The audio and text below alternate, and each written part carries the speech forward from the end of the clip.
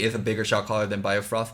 Smoothie is more of a leadership figure, but maybe TSM didn't need that. Maybe Smoothie's leadership clashed with Bjergsen. Maybe they want to give Dardoch more of a voice and they want a quieter support. So I can see Biofrost fitting in there. Okay. But what's your point regarding like TSM worked with both Smoothie and Biofrost and they're saying we want Biofrost. We think Biofrost is better. Guess what? Crazy idea here. I don't think TSM know what the fuck they're doing with half their players. They also thought let Doublelift go. You like that move still, do you, cocksucker? Do you like that move? I was one of the few people that said that was a dangerous move. I said, what is it, giving up Doublelift to another North American team? That's not the point. The point isn't what you think. You missed the point again. You were making a point about how TSM sees it.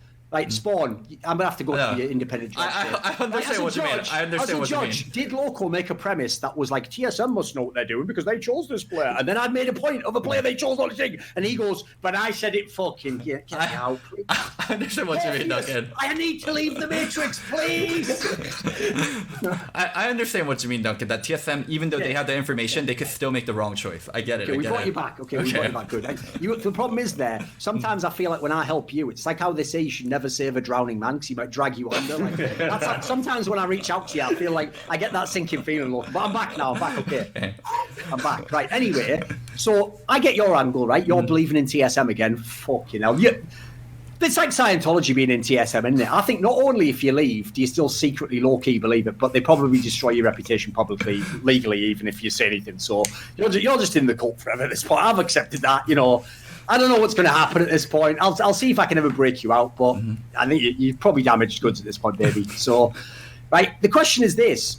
Now add in the other move. I'm probably the only person ever who like works with all these people as like they're my co-hosts, but then I also kind of like, it's kind of like if you're an old school dad back in the days when you know these big estates, you know, it's kind of, I want like the kids to like battle each other for my affection, you know, and in doing so, I hope that whoever emerges the victor will be like the one worthy of inheriting my title, you know, because I don't want just a bunch of punk kids, you know, I want to see, let's have a bit of warfare, you know.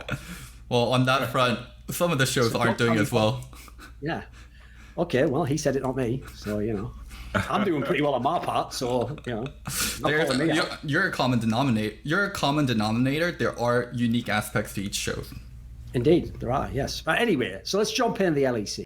How the fuck did you manage to leave League, do the Overwatch League, come back? And I feel like you escaped that backlash. How did you do that? How did you get away with that? How did I get it? Here's the angle, right? And this is one that I'm taking to heart. I just never said anything ever. I never thought that. I wasn't aware that was an option. I would literally just Did you hear that, Loco? never said anything. You can actually just not address stuff. I did. I didn't address it until you mentioned it earlier today. I literally did not address it. I didn't message anyone that I was going to Overwatch League. I was like, this is what I'm doing. Okay, that's what I'm doing now. It was that easy. There was no magic, no nothing. Just... You have to realize, like, the Overwatch League still think Crumbs is coming out back with a pack of cigarettes in a week. I do get occasional, hey man, would you be interested in doing this Overwatch League gig? We were looking for Overwatch commentators. Been there, done that. It's a slow burn one. Slow burn cigarette. It's going to take me a while. Okay. Right, let's get into it. They're like every part of the buffalo approach. Then I guess that G2 basically can't eat buffalo meat. They choke on it, you know. They can't, I can't get it down, Feng Fu buffalo. Oh, fucking hell. Meanwhile, they're just tearing up all like real good teams. I don't know how that ever works, but whatever. We'll leave that. Right. From heroes to zeros, as they say. Right, so what about the other series then? So Schalke versus Vitality. In usual fashion, you can interpret any way you want, answer any way you want, but I'm going to ask it in a very rude, obnoxious way, because why break the habit of a lifetime? So Schalke, to me, a lot of people like to talk shit on Splice, right, and be like, oh, it's so boring that everything's 35 minutes. But even though they're right on the surface, there's a lot going on there. Like, Cersei isn't an idiot the way he's pathing. It's quite interesting, actually. Right. The way that they allow Kobe to get the farm to be a late game carry, I think it's quite interesting. The way a humanoid, like, actually sometimes doesn't have an advantage, but he's playing in a disadvantageous situation and doing well. Sure, he's a really good individual player. That's all. Those are all interesting factors. To me, the most fucking boring team in the LEC is Schalke. These are the people, right, who, like, they work a 9-to-5 job, like they put on their bowler cap every day, they go out with the briefcase, goodbye, oh dear, they go away, they just go to the office, they just literal pencil pushers, just, Yep, the boss. Oh, yeah, they'll be there at the meeting at 11. Do all that. They have their lunch, which is a prepared sandwich, always the same, just ham and butter and the bread, maybe a little bit of cheese. No pickle, no mustard, nothing. It's just ham. They drink a glass of normal milk, maybe half fat because they're scared about the weight or something. They still don't know that actually fat doesn't make you fat, but whatever. They drink the thing. They do their job right. They go home at exactly 5 o'clock. They go home on the subway. They get back home. They come in, like the kids are there. The kids are like, and then the night when they put the kids to bed after, reading them about a story, Dr. Seuss story, maybe trying to get a bit edgy. Ooh, it's a little bit crazy. Oh, the Lorax. Like, that's their idea of, like, thrilling. They then have normal, incredibly monotone, boring missionary position sex when no one comes, and then at the end they just turn out the light, they turn out the light, they finish reading the book, and then they go to sleep, right? They wake up, that's Schalke, right? They're the most boring motherfuckers in the whole game. Nothing they do is interesting. They've got like one good player, and even he is literally some sort of relic throwback to season 3 AD carry, who's just like, just give me a normal AD carry. I'm an AD carry, sir, not a marksman. You will use my correct pronouns. I will get all the farm, and I will be carrying at exactly 25 minutes. I'll see you all there. It's like, this team is in the modern day when you can do all this crazy shit. Like, they don't do any of it. Like, what do you think of Schalke? I think that comes down to Dylan Falco, really. Playing with him, and it was something that, it was a great experience, really. By the way, just as an aside, because you're obviously within the scene more, do you actually have a theory as to who the player would have been, who the AD carry he's referring to? I'm going to be honest. I have almost no contact with anybody and any other player outside of my team. You haven't been invited to the Skype group, right? I see. So I don't truly in the Illuminati yet. Right. Okay. Right. Like, I don't really communicate with anyone out of my team. Like, I don't discuss with anybody. I don't have LEC friends in the sense of, like, let's go hang out or drink something or whatever. Like, I'm honestly doing my own thing. I have for the past 2 years. So in that sense, I honestly haven't got a clue, mate. Like, I can make as an educated guess as anybody else would, right? Sven is obviously, like, don't get me wrong, right? After that year in TSM, I'm sure he would have been looking for options, and they're going to. If you look at them, like, I don't think there's any teams here they could beat in a best of 5. So I don't expect personally anything to happen. But that's because this is the success already. Like, this is a team that shouldn't have been at this point in time. Like, look at what a mess the roster looks like when you first see it.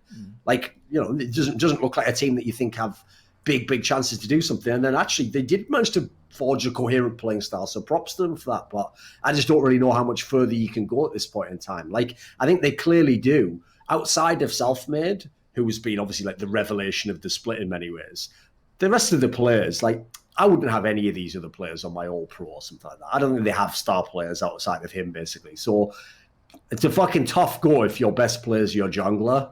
That's a tough go in a best of 5 series. Why, I have to carry this whole fucking series?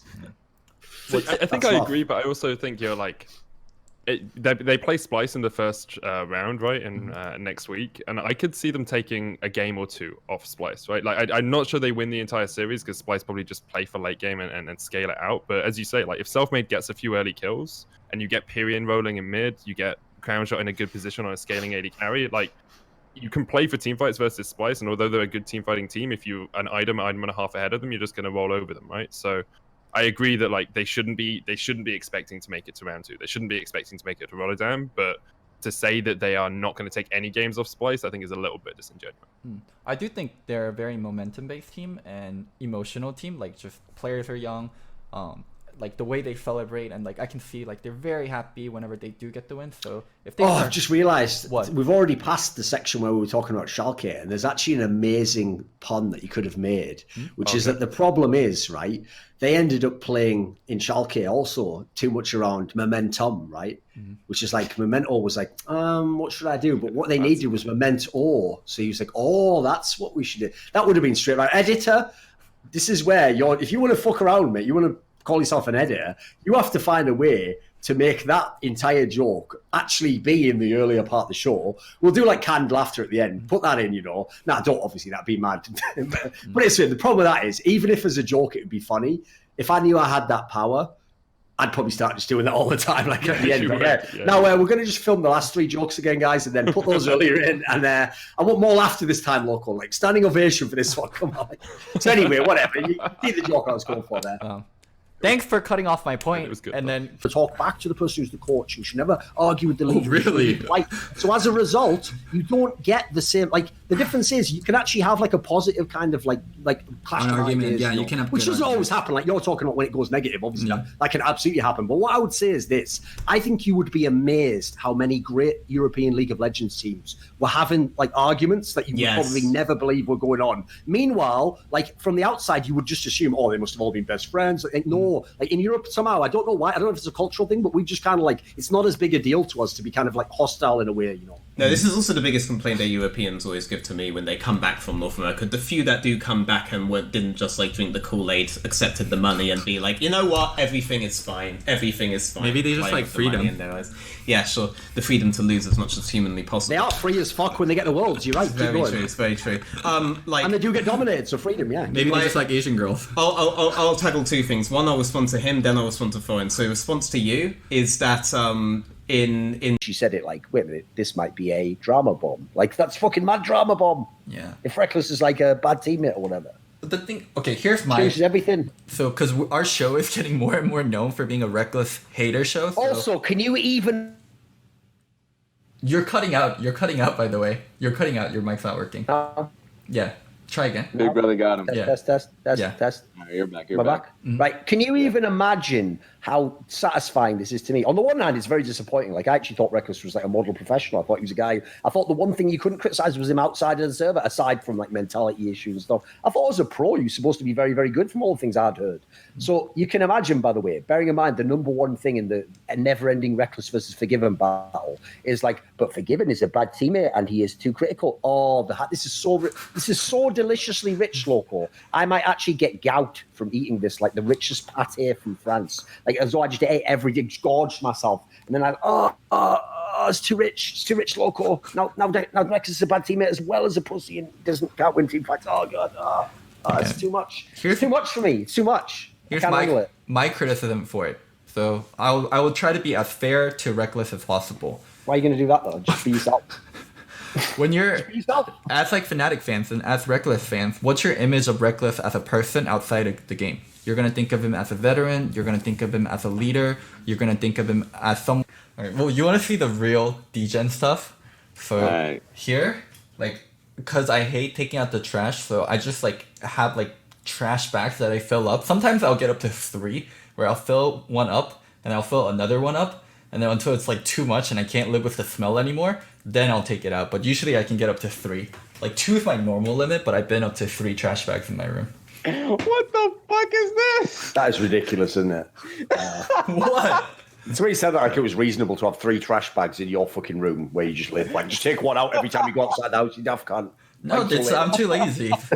Like No, but I mean, you go outside your house, don't you? Just take one out with you. Until the smell is unbelievable, and you're like, what the fuck is this? I don't know. Soon you're not going to be the only one living there. That's ridiculous. Yeah, you can have rats and stuff if you keep doing that. Oh, well, I thought you meant like I was gonna get a girlfriend, then I'll have to start taking trash out. So No, you were telling them. That is free of Yeah, charge. exactly. They're Oh, gone. they're going to enjoy that, aren't they, Loco? Coming to your house, seeing 3 trash bags. Well, Like, why are these there? Oh, it's part of a test, okay? If they really like me, then it won't matter if I have trash bags in my room, right? Oh no. It's part of a test. I think When that's you're- kind of the kind of test that Dardoc's been doing with teams a lot. Hasn't worked out for him so far. Turns out none of them do truly love him. Okay. They actually do just want to betray him. And they haven't completely given up on the game yet. They'll still play. They still want to win the game. They're just annoyed that you made a mistake, or they think you did anyway. So one thing I learned years ago, and this is obviously something which is great advice, but everyone listening right now is going to give some shithead reason in the Twitch chats why they won't do this. Like, I shouldn't have to do that. And if you just mute people and just play the game, you will actually not have the same griefing problem that you do normally. Half the problem is just that you engage them and they're arseholes, you're an arsehole to them, and you make it worse. It gets worse and worse and worse and worse. That's why the real irony is, if Riot ever cared about League, they'd have just told people to mute years ago. It'd say on your screen, like, maybe you should mute him. Like a fucking, have that little paperclip cunt from old Microsoft Word, bring him back again. Have him put, I see that I will dominate is flaming your ever-loving soul. Maybe you should mute the cunt. Just mute him, and then you fucking keep playing. Look, he is trying desperately to win because he never got on TSM. Like, maybe they have a little assistant like that. Make it a yodel. Problem solved. Actually, $1 million idea. Forgiven is so funny. Like, when I play Duo, obviously not everyone griefing, right? Like there's a lot of people just play bet, and every time he thinks people on purpose grief him in games, but they just play bet. He's so mad all the time. Is that like a conspiracy theory? Yeah, he thinks it like so great. Yeah. You have to realize Forgiven's like that. Like Forgiven's the sort of fuck who like walk in a lane, the other enemy AD carry misses the first CS, and he's like, they're fucking griefing me. Like we can't even play the game. Like he doesn't even start correctly. Like this is what he's probably like writing reports on the other team. Like they didn't try properly. Unprofessional behavior. That is. Get that fucking guy. Kick all the LCS casters and talent off the desk. Just have that guy there with. Well, I mean, that's the problem, Loco. We always joke and complain like the LCS should go more entertainment. The problem is when we say entertainment, we mean like, like funny people with great. If they went entertainment, they'd just do it American style. It would be like that drunk guy along with fucking Tyler One, who'd just be roided off his head, just going like, doing all sorts of ridiculous shit. Even though literally he's the size of a thumb. Like this guy's as cute as fuck. I'd fucking pinch his little cheeks and pop a little sucker in there. Not her shin, and then just put him to bed, wouldn't I, with a fucking bottle? Dude, anyway, he'd knock you out. Oh my god, Tyler's jacked as hell. I don't think so, mate. Here's the thing. I've said this before. I've said this a million times before. The problem is, Loco, there's no muscle on this nerve under your chin, right, that you can work on that makes you not get knocked out when you get hit there. Like that's the most fake shit in fighting ever. But here's the thing: if we're having a wrestling match, you reckon me? Obviously, you just hold me down, wouldn't you? Probably be way stronger. But fight's not about that, Loco. Listen, I'll teach you sometime, mate. I'll teach you what an RNC is, baby, when I lock those hooks in and go sleep. I'll put you to sleep like fucking Reaper did in that OGN final about 7 years ago now. Anyway, enough of that hard carry top lane action against Wu. Edward, this is what I want to know, right? We're just going to be honest. We don't watch the smaller regions, mate. Like, we don't even watch, like, LMS. Like, in fact, character that it used to, but it just lasted, like, 4 years or something. I'm amazed. Like, does he still stream League at all? Yeah, he streams League, but his viewership dropped a lot. He's at like 3K. That's going to happen to anyone. That's why I always used to tell you, Loco. Like, didn't I say this years ago? People shouldn't tell players who are at the end of their career, you should just retire. You're a big name. You'll definitely have a career as a streamer. It's like, no. Literally every streamer from 3 or 4 years ago, pretty much, is doing way worse now than they were back then. Like, I don't think there's such a thing as a guaranteed streamer career. The problem is, it's so clearly connected with still being pro. If you're still pro, you'll still have some relevance. As soon as you stop, doesn't matter who you were. Dude, think how huge Dyrus used to be. He used to be fucking huge in League. Like, he's just an okay streamer now, isn't he? He's like, he's not doing terribly, but he's not one of the biggest. There's like a timing, like the 2015, 2016 era was so golden for a lot of people to retire and go into streaming because there weren't a lot of full-time, like, pre-pro players.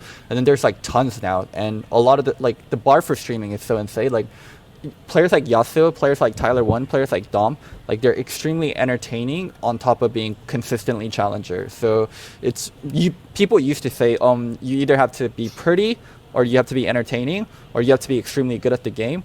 Like now, like just you can't be one of those. Like you have to be at least two, and most likely than not, like all three. Right, so Tyler One's good looking and entertaining. Right, got it. It makes sense. Got you all three. No problem. No problem. Problem solved. I'm sure there's a lot of people that find him attractive. Yeah, like Teenage Mutant Ninja Turtles. His people, his people, right? They look quite similar. He probably likes pizza as well. Oh my god. Whatever, bro. Whatever. Anyway, he is built like one. He's like really chunky. Oh my god, or like he's really bulgy. He's built like the fucking thing out of Fantastic Four, mate. What are you talking about? Like, you're making him sound sick. He is a Teenage Mutant Ninja Turtle anyway. Right, Edward, we pretty much this one's gone for a while. Do we have anything? Like, what's another good topic? Do you have anything you want to talk about? I wanted to ask him. I already asked you what you thought about Korean teams. Possible fashion that even I wouldn't do to someone, but now that it's happened, it's funny. I mean, it wasn't me. And you should see the way they get crushed in this video. It's so fucking amazing. And then after that, if you want, what I would do is this. Don't watch the games. They're not that interesting. Put on the Curb Your Enthusiasm theme and just watch the highlights. Like, it's pretty fucking good. And by the way, my boy Flame just puts him out of that misery at the end. He literally retires Dyrus. Like, get the fuck out of the fucking server.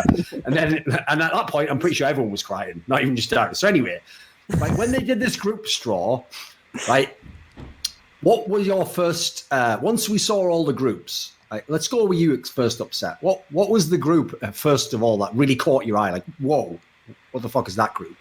It must have been Group C with SKT, Fnatic, and RNG. And then obviously by the actually just like made sure they keep onto him and not put someone like FBI is not okay. Not to shit on FBI, but he's definitely not necessarily ready yet for every game. You know, like there'll be some games where he's good, some games he's bad. You know, there's no consistency, and as an AD carry, you need consistency. Now, definitely go who's basically one of the better players on that roster, and you're stuck in a position where you have to win the last couple of games with a kind of rookie player, and you're basically like a underperforming TSM, if that makes sense. You know, like so you have no base to go off. A little bit on the contract versus Froggen thing. Like I agree, both they're stubborn and both have their limitation. But I think you can win games playing Froggen style. Like you can win games like playing Anivia, Vel'Koz, Karthus, whatever Froggen wants to play.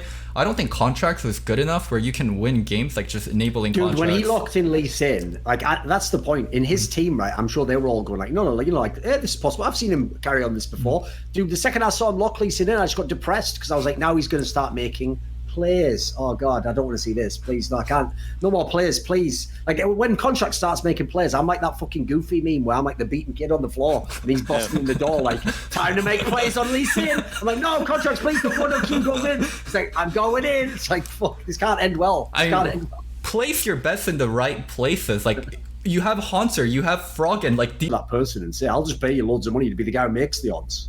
It's quite a clever approach if you think about it. That's interesting. Yeah.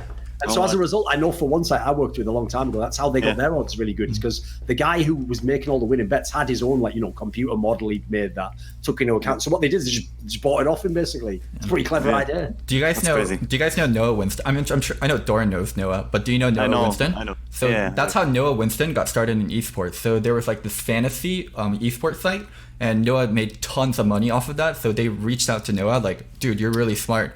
And then they picked him up, and then that's how, he became like an owner, CEO of Immortals. And then what happened was he thought to himself, right, well, I'm fucking killing it at playing Fantasy League of Legends. And I'm going to gamble on something else too. I'll go gamble on real life League of Legends. And then everyone's like, oh, you idiot, real life's different from fantasy, isn't it? He's like, oh, what did I do? Curse you. Why did I think Wait, Huni? Yeah. Reignover? Yeah. Pay him shit out? Yeah.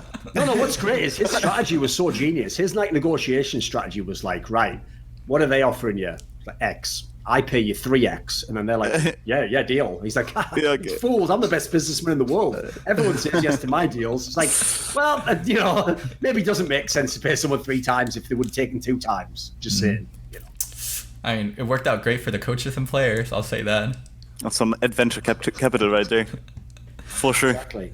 Yeah. Right. What about like? I mean, like an obvious example would be if you look at like Schalke's team.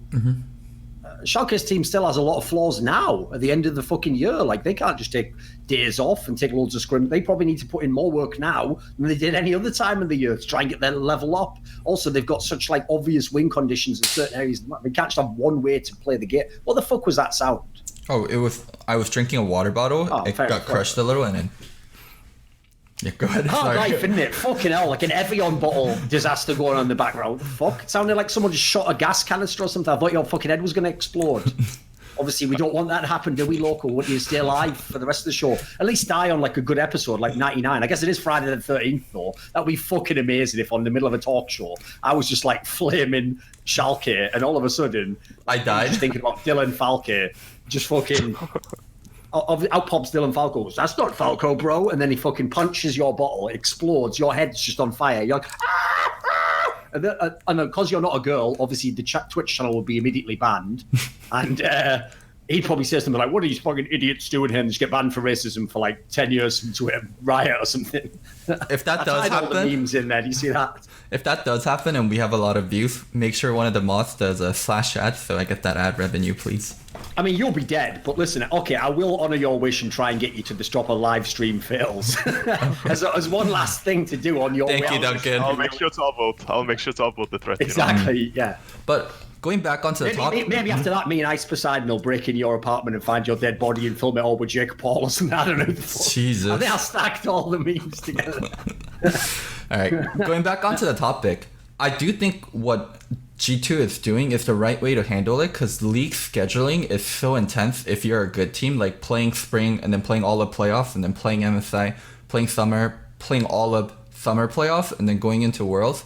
I think if you're if you go watch one of my favorite players of all time, Smeb, does Smeb just go randomly in and go, well, if I'd have hit that last thing on the Fiora Q, I would have killed it? It's like, no, he knows like the play in the first place didn't make sense. Never mind that I could have done it. Like, that's why it's a coin flip in this scenario, because he's willing to gamble. He's willing to gamble. I know, by the way, just so people don't know, the term coin flip has now been so stretched colloquially, it doesn't mean 50-50 anymore. It just means you took a gamble playing League of Legends. Because let's face it, no one is really calculating all this shit. Like, that's like LS's wet dream that they're all going like, I actually know from a play that he would have had 17 health left at that point in time. I did an auto, that's 25. And they're like, nobody does that. Like, it's all feel. It's all feel, guys. That doesn't exist. It is calculation, but people do it by feel. People aren't going by numbers. They're doing it by feel. It's just intuition. Yeah. All right. Anyway, what do you want to say on this? Yeah, I was really laughing when Loco was describing those reasons that Caps like may or may not give, because it's probably like misquoted. And I don't want to like get lost in translation because I didn't actually hear what he said. Loco bought it hook, line, and sinker though. He was all in. Did you see that? He was like this while Caps was saying, "Oh, really, Caps? And what next? Like, what did he do next?" I was sitting here like dying. I was dying as Loco's saying this because like, if in a scrim, if like one of my players like gets solo killed, right, like dies in a 1v1, and he's like, "Look, Carliner, like, you know, I just..." Let's say you had 3 really good Danish mid laners, right? You had Caps, you had Bjergsen, and you had Froggen. Don't put it one in of the them's same. like one of them's like. No, because Caps is nowhere near exactly in terms of Conrad longevity and greatness throughout many mets. I agree, nowhere near, but you know, a lot of people do put them in the same category. So anyway, in the first one, it's like Caps is like, give me all the resources, do all the shit. I'm gonna play all my style, whether it's detrimental or not. I'm gonna carry. Loco's like, fucking hell, he's a genius. That guy's the only way to play, really. And then Bjergsen's like, give me it all, ruin every jungler. They will all bow before me. I will eat their souls before every game. Just to cut. And then Loco's like, it had to be done. And then Froggen's just like, could I have the resources so I could carry on this late game mid? You know, like, you fucking selfish piece of shit. Why don't you learn how to play for the bot lane that can't even carry? That's you, Loco. That is you, homie. That meme is you. Whether it is or not, might be a straw man. For the purposes of this episode, that is you right now. So, hello. All right. Dude, let's move on to your match versus Splice in the last week. I thought that was a really interesting match. What was you guys' read on Splice before going into that series in terms of like playstyle and how fucking game? So as a result, they're also going to be super confident in the game. They're going to put all their effort into it. They're going to grind super hard. The guy who's like working out, sometimes, I know in real life, a lot of them are the chads and like pumping each other up. Sometimes that comes from insecurity. They're like, oh, but I'm a weedy little nerdy gamer. Oh, I better start working out. Oh, look, girls, I'm for real. But then the problem is then they get the party lifestyle, they get a girlfriend. I bet when Sven sees that, he's over there, he's some fucking stick-thin, emaciated motherfucker who looks like, unless he won 50 solo queue games a day, he didn't get to eat Loco. He was eating cabbage soup, motherfucker, because he had to get the new Razer mouse, so he had to like DPI in the game. And he's been dominating motherfuckers. He's been having Forgiven talk shit to him, and he's been winning championships. And then he comes over to NE, he's heard all this shit about TSM. Oh, it's so fucking so professional stuff. And then their junglers over like, what up, bro? Dude, shit, bro, what, bro, what? Day life. Just me and the girls, we just out partying, bro. Listen, I'll pass your lane later, bro. Like, whatever. And then obviously he's just like, what the fuck is this? He used to have trick. He used to have a Korean do whatever he said. He was living a dream. It's like I'm a butler. I'm a Korean jungler. I'm the fucking butler. You hit that thing. Yes, sir. What is it? And you're like, yeah, four fucking creatures and bullshit out. That's the end of the show, I think. That's going to be the end at this point. Unlimited, thank you so much for being on. Thorin, thank you for being a great host as always. This was fun. It was fun for me too. Yeah. I'll see you guys later. Thank you. Take care. Yes. Thank you to our... So even speaking English is harder. Anyone who watched the fucking Someone Insight know. Me and Monty know Forgiven, and we were just going like fucking... Is this Universal Translator in Star Trek Office? The fuck is he talking about? Like, you know, like it's actually hard. And then you add in...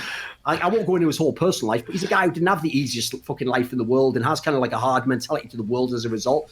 Meanwhile, we're comparing him to players, Reckless, Caps. They literally grow up in fucking la la la la la la, like some fucking village in Denmark, and everyone's like, they're just skipping along fucking daisies all out of a basket. La la la. Oh, look, I'm frolicking with the goats in the field. Yeah. Meanwhile, Forgiven's out there like a fucking Spartan with a knife in his fucking mouth when he's 5 years old. Get this motherfucker! Just killing a fucking wolf, stabbing it in its eye with his own bone. He had to snap off his leg and fuck this. And then, he won that 1v2 as well, killed the whole wolf pack. So anyway, my point is, he came up different, didn't he? Not what I'm saying, Loco. Essentially, I'll take it rap for your son. Worse, right? So sure. How did you vote Unlimited in that vote into kick Forgiven? Obviously voted yes. Yeah, at that time I vote yes. It was in the adjustment period. Okay. I'm guilty of that, but forgave me afterwards. Yeah, there you go. That was obvious. Think about it, Loco. He's only played one split, and he came from Reckless before. Who literally at that point in time is like, think of Harry Potter, the first movie. That's Reckless. Like, he's a young fucking child who's just like, I think I can do this. Like, he's not going to be talking shit, is he? And then in comes some guy who already looks like he's 38 years. You know, Forgiven and Sacre come in and make you think like, oh, 40-year-old players playing the fucking LEC. It's unbelievable, isn't it? Like, these guys look like they've got a wife, fucking 2 mortgages, and 3 kids. One of them's from a past relationship. Fucking hell, no wonder they're so eager to win their lane. They're like, listen, I can't give up my lane. I can't give up this wave, or my fucking kids go hungry, motherfucker. Why do you have to bring Sacre into this? Yeah, listen, he looks a bit like him, to be fair. He has a bit of that. No, and the other thing to say as well is this. The reason why that's an interesting story, Loco, is because it just in the early days of coaching a league that just didn't exist. Mm-hmm. Everyone was just a nerd analyst who got given the title coach and was told to just... I mean, to be fair, the owners themselves didn't know what they wanted the coach to do. You just did something. Mm-hmm. So I made the point to him, think of most of the coaches you know, most of them are still that fucking analyst. Most of them are the guys where if they don't have the right draft, they're worth nothing. If this player decides, fuck you, I'm the star player who has a 2-year contract, you're a cunt and I'm not going to do what you say, well, then they're out of luck. They don't have the skill set to get that guy on side to win him over. So even though to some people, if they're going to hate on you, Yamata, they'll imply that's all you do, is you're just a guy who has a great voice and you can present yourself right. I said you have to give people credit. That is a skill in itself, and that is part of the skill of being a leader, in my opinion. I think, it was actually, what you're touching on was a big motivation of mine as to why I wanted to become a coach, because I just, at the time when I was a player, the coaches at the time, it was swamp, and I was like, Jesus Christ, this is the standard for what the coach role is. And I think the coach role, when I got the job with Meet Your Makers, Meet Your Mother, or whatever you want to call it, it was a whole disaster story. Move your mother. Move your mother. I don't remember these old memes, I remember the time, all the ideas that I took from, because usually I think the biggest difference. CLG watched Meteos the same way, like other people have been tracking Meteos, and they warded 2 different entrances for bot side, because Meteos on purple side Jarvan does that gank on bot side in 3 different ways, and then he didn't gank bot, and then he just full cleared. So CLG just wasted all their early wars. I'm not sure if it's like Meteos actively planning it, or someone from like Optic teaching it, but what he's been doing with like Jarvan and just jungle pathing to get small leads has been so fucking good, and one of the core reasons, like, Optic has really good early game.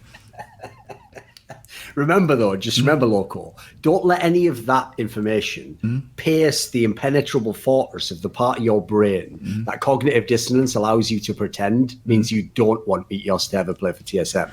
Don't ever let any of that shit get in. Meteos doesn't want it. TSM doesn't want it. No one wants it. No one wants it. That's all, viewers. He did exactly what I said. Thank you, Loco. That's all I wanted you to do. Oh my god. I agree. He's a fucking next level genius compared to half the fucking clowns playing that position in your country. Meanwhile, for Loco, what he does is, like, him and the TSM staff, he's very close to them still, close personal friend. Like, Reginald actually killed him out of a burning car one time. No one knows Reginald actually set the car on fire and actually told the guy to crash it. Well, that's how Reginald works. He's 2 steps ahead like Meteos. So anyway, what happened was Reginald, Loco, and the rest of the TSM staff, the way they scout junglers is they take them to a county I don't work fair. for TSM. No, you do in this scenario, though. You take him to a county fair, right? And then whoever gets the top score on Whack-A-Mole, you're like, he's got a lot of potential. I like the mechanics, the aggressive whacking of the ball. So you bring him on, sign him up. It's like 5-year contract, $700 million. We're trying to develop talent here. And then when he just fails, you're like, whatever, at least it wasn't Meteos. If there's one thing I'll never do, it's recruit a quality jungler like Meteos or Smithy. Fucking scrubs. I'd never argued against Xmithy on TSM, but sure. But that is some next level shit, though. Here's the thing, Loco. I don't even think it's ruined now that you've said it. I'm not joking. If you just made a video where you just showed from the VODs what you've just described now with the actual VOD footage, I bet people would be mega interested. That sounds pretty good, actually. Might only be a short video, but that'd be pretty interesting. For entertainment purposes on your show, right? And of course, Dom is saying in a joking way to Loco that, yeah, like, I heard at this party that everyone's just like, they go into a room and they don't pull out like these sheets, but they do shit on Acadian for like 10 minutes. By the way, like, Croissant, I'll totally acknowledge, by the way, I'll give you a concession. Yeah. I'll totally acknowledge that if I had to guess how that went, even the first person was like, let's say it was Acadian himself or someone involved in TSM. Whoever told the person initially, they probably said, "Oh yeah, it's going really rough in like the VOD sessions at the moment. Like, you know, people are kind of against Acadian." And then that person told the next person, like, "Oh, they're fucking up Acadian there." And then when they got to the next person who told like Loco and Dom, they were like, "Oh, they're fucking right in his ass, and this bitch is just taking it." Like, yeah, obviously, it got more sexy as that's how rumors work. Yeah. Let's face it. Okay, so I get that. That's how rumors work. What I think that's how rumors work. But we heard it from someone way more direct and way more involved. Reggie had too much, fucking Bacardi 151. Shit was getting lit. And then he just goes like, truth or dare, anyone? And then he kept fucking up the spin, didn't he? And obviously he would never do a dare because the dare is recruit actually a veteran, competent international jungler who has success winning in history. And he goes, I'll never do that. I'll tell you everything about Acadian. And then he goes, we were fucking this boy up. I told Bjergsen, this time, just tell this one directly. You're going to use him like a dog. No, obviously it's a joke. But yeah, no, that's the point though, Crasson. Is like, the point to me basically is, all right, let's do it. Maxlore looks so fucking lost. Oh my god, whenever Maxlore picks stuff like Elise, like it drives me fucking crazy. Like they pick stuff like Elise Syndra, which is super high execution level, and when you're stacking AP jungle with AP mid laner, when people build MR and when people build Mercs or they run cleanse, like it makes the execution level of it like go even higher. Like I don't know, whenever I'm not sure if it's Maxlore forcing it or like the coach just wants to make the Maxlore look bad. Whenever he's playing, like I feel like their setup is weird. I feel wait a minute. I have to call him out on that one. What? Right? In what fucking universe, if a jungler played bad on any other team, would he do that? I don't know if the coach is telling him to play bad or whether he's just doing this of his own choice. Like, you are aware, Maxlore, like his family aren't like tied up in the basement, with a fucking bomb strapped to their head. And then they're like, every time you don't int, the bomb gets 1 minute closer to detonate. What are you talking about? What sort of absurd speculation is that? Why Okay. Just go ahead and stop being a pussy. He's not a good jungler. The draft. He's not a good jungler. I don't know. Their draft looks so fucking bad whenever they play with Maxlore. Why would you ever run Elise Syndra? But they had Aatrox stuff. So it's not super a ton, but we're working on it. But overall, it's like we barely lost any Heralds or Dragons. We're playing like well early game, objective game at least, even though we don't make like insane plays like other teams. Yeah. Like G2, yeah. Makes a lot of sense. I mean, I remember watching the spring split and I just kept thinking, always was a fan of that Nuke dog. He's a fucking brilliant player and he plays so many champions. Just somehow can always take care of his own. I don't know why, because it's weird. He wasn't even on the team. I just kept thinking that over and over again. But anyway, I get what you mean. I mean, you said there, like obviously some of the coaching wasn't perfect. To be fair, you had a fairly limited coach. Oh, sorry, limited. Sorry, I said limited. That doesn't make sense there. You had a limited coaching approach. It wasn't really that good. But luckily, now that particular virus has infected Excel. So at this point in time, we can now I found a way we can solve the whole problem. If we could just form sort of like a protective zone, people in hazmat suits around Excel, and we're going to just like jettison them into orbit with all their coaching staff and players, and then once they're further enough away from the Earth, we're going to fire a nuclear missile at it, and then it'll all be done. And we'll just bring in a new team with proper VC, some good players. Maybe leader can be on the squad. We can get I can fix the whole thing for next year, LEC. All you have to do is let me get rid of one team in that particular way. Offset. One team. That's all I ask is one team. Yeah, sounds fair, I guess. Something I wanted to ask about Spring Split is you guys put amazing on your roster at a certain sequel, like, well, I'll give it a go. And then if it isn't any good, whatever. And sometimes they'd even be mega cynical. It wouldn't even be on the cinema. It would just go straight to video. So like if I ever heard that was happening, then I wouldn't care. I wouldn't watch the sequel. If it doesn't have anyone that I know that was in it and all the people who were good that were behind it weren't involved, then why would I give a fuck? So my main problem is this, two factors. One, I don't know of anyone in Riot Games who I know to have a rep as some brilliant designer or like genius. There's no fucking John Romero. Like there's no guys who are like visionary people to my knowledge in Riot Games. And then secondly, I'm going to say it just because none of y'all are going to say it and none of y'all are even thinking it because you're so cocked by League of Legends. But I don't know if you're aware of this. Riot have barely made one fucking game. They took a game called Defense of the Ancients, a map in Warcraft 3, and they made a sort of watered-down version without a lot of the core mechanics, and they made it look really cute so that girls would want to play. That's about what Riot Games did. So I'm waiting for them to make one game on their own. Now, you're telling me they're going to make a game and they're not even sure which game to copy this time. Do they copy Hearthstone or do they copy CSGO? See what I mean? I don't give a fuck. So until they've got like 10 bazillion people playing it and there's loads of money and I come into the scene and everyone's a mad pussy and I go, I could take this Travis bitchman motherfuckers. This guy's job. I mean, contribute to the scene because I wouldn't take anyone's job. Then until that happens, I'm not going to care. You don't think Riot... A lot of that was internal dialogue. I shouldn't have said all that out loud. You don't think Riot's second game will have a huge following just by it being Riot? Oh, like I said about the sequel, I'm sure some people will play it just because it's Riot. It's just that isn't enough to make a game succeed nowadays, you know. Like if you all you need to know is that's not even a great piece of analysis. The real wacky one is this, Loco. It's further down. Are you ready for some real fire? Because if you thought, like I said, like what you did there, by the way, I would have done the same thing, Loco. I also thought, well, you know, IG's bot lane doesn't really have to be played through all the time, so they probably get to pop off on the games that work for them, and the games they don't, you don't notice and they get carried. So I could have made that, like I did with LS's statement, I could have made it vaguely reasonable. This is the one that's going to blow your fucking mind and bake your noodle. Are you ready? He goes, someone said, do you really see any TL solo laner above competition? Because this is a joke. Barely made through NA finals while others were joking on stage. Are you ready? He says, lol, NA top 3 is better than EU top 3 teams. I think that one isn't as ludicrous. I think the Fnatic IG one is fucking dumb. Mind. I think the Fnatic IG one is fucking dumb. I think this one is like not as ludicrous. Mate, Origin would have torn apart TSM and Cloud9's booty holes on stage. They'd have looked like they just had a fucking enema before the game began, the way they shit the bed. What are you talking about? Are you that far on? We should make the Rift Rival bet. We should make a Rift Rival bet. I don't think Loco, that far beyond. You know what? I'm going to feel really fucking bad in about 10 years when you die in some mad cult that like Reginald sets up and you and him just drink the fucking Kool-Aid and you're just dead. It's going to be so depressing because I'm going to know I could have come in and saved you and pulled you out of that life. But I just let you. You're like my degenerate rich son and I'm just like some businessman who's too busy to deal with your shit. So I'm like, just pay him whatever he needs, Jarvis. Get him the fuck out of my life. It's like, I feel bad now because that's how it's going to end for you. If you really believe TSM is better than Origin, I can't help you. No, I don't. Okay, I don't think. Actually, I do think TSM is better than Origin. I knew it. You know why, Loco? Listen, I'm going to get... You know what, Jensen?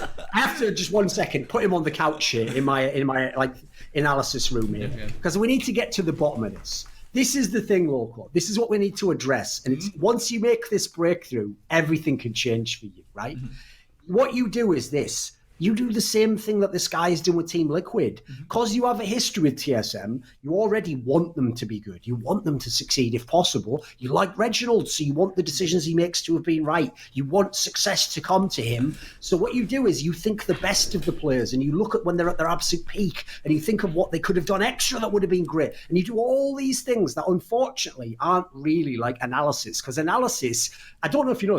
They have no idea what the MSI meta is going to be like. They're playing their own things with the Jin and all those kind of things, which is very different from what the Asian teams are playing, and they were just very slow to adapt. And that was the problem for Team Liquid. But this time around, they played a full series against TSM in the finals. They have the chance to play against, I think, like between Cloud9, TSM, and Team Liquid, they have their own chance to develop their own meta that is something functional, and not something where you just pick these champions, wait for the late game, and your opponents will lose the game automatically, which is what they were doing the whole of last year. Right.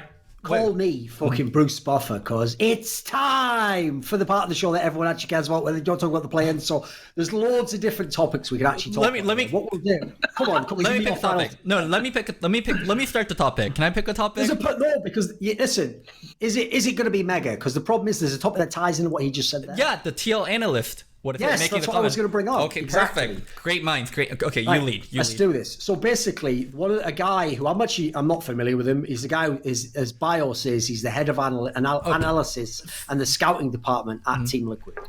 So he used to be the Fnatic head analyst when they made their run last year at Worlds Finals. Okay. So the infamous thing that he said that like he kind of gets memed on for is, for the finals, whoever wins the first series or first game was going to win the whole thing.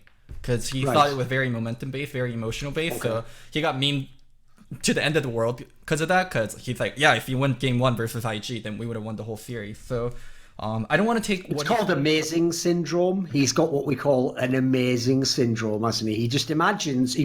What he does is he's like some little Charlie in the chocolate factory motherfucker. Like, if I was to find a nickel, I could buy a chocolate bar. Maybe I find the fucking golden ticket. Next thing you know, I own the fucking factory. It's like, you haven't even got the fucking coin yet, amazing. So what if I did? It's like anyway. Sorry, I just got triggered for a second. I will there. read So, you. I let's will go read back. you the tweet. So it's like I'm just supposed to be cool with Loco wearing like one of those fucking headsets that like the co-pilot wears on a flight the whole time. Like, hey, Houston, we're coming in, Canelo.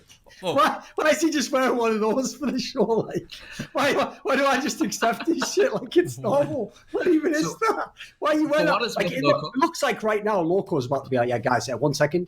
Hi, this is Loco from Sun Life Insurance.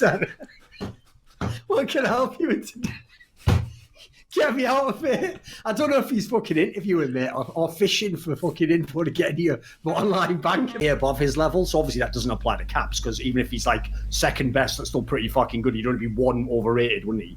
But in this scenario, like, you can definitely do it for great players as well, because there are definitely a lot of great players get overrated, in my opinion. Just because it's the nature of being a fan. Unfortunately, when you're a fan, people just try to ignore all the negatives and all the stuff that go, and they just only look at the brilliant games and they go, oh, when Reckless gets Tristana though, it's like time just stops when he's in the air. And then, like, as Reckless does a fucking Tristana rocket jump, it's like that scene in X-Men Days of Future Past where the fucking Quicksilver's running in slow motion and he's just listening to music like, doo, doo, doo, doo, doo, doo. That's like Reckless, like, yeah, on my way in to get that fucking pentakill, boys. Yeah, but I'll be rocket jumping out if I get attacked.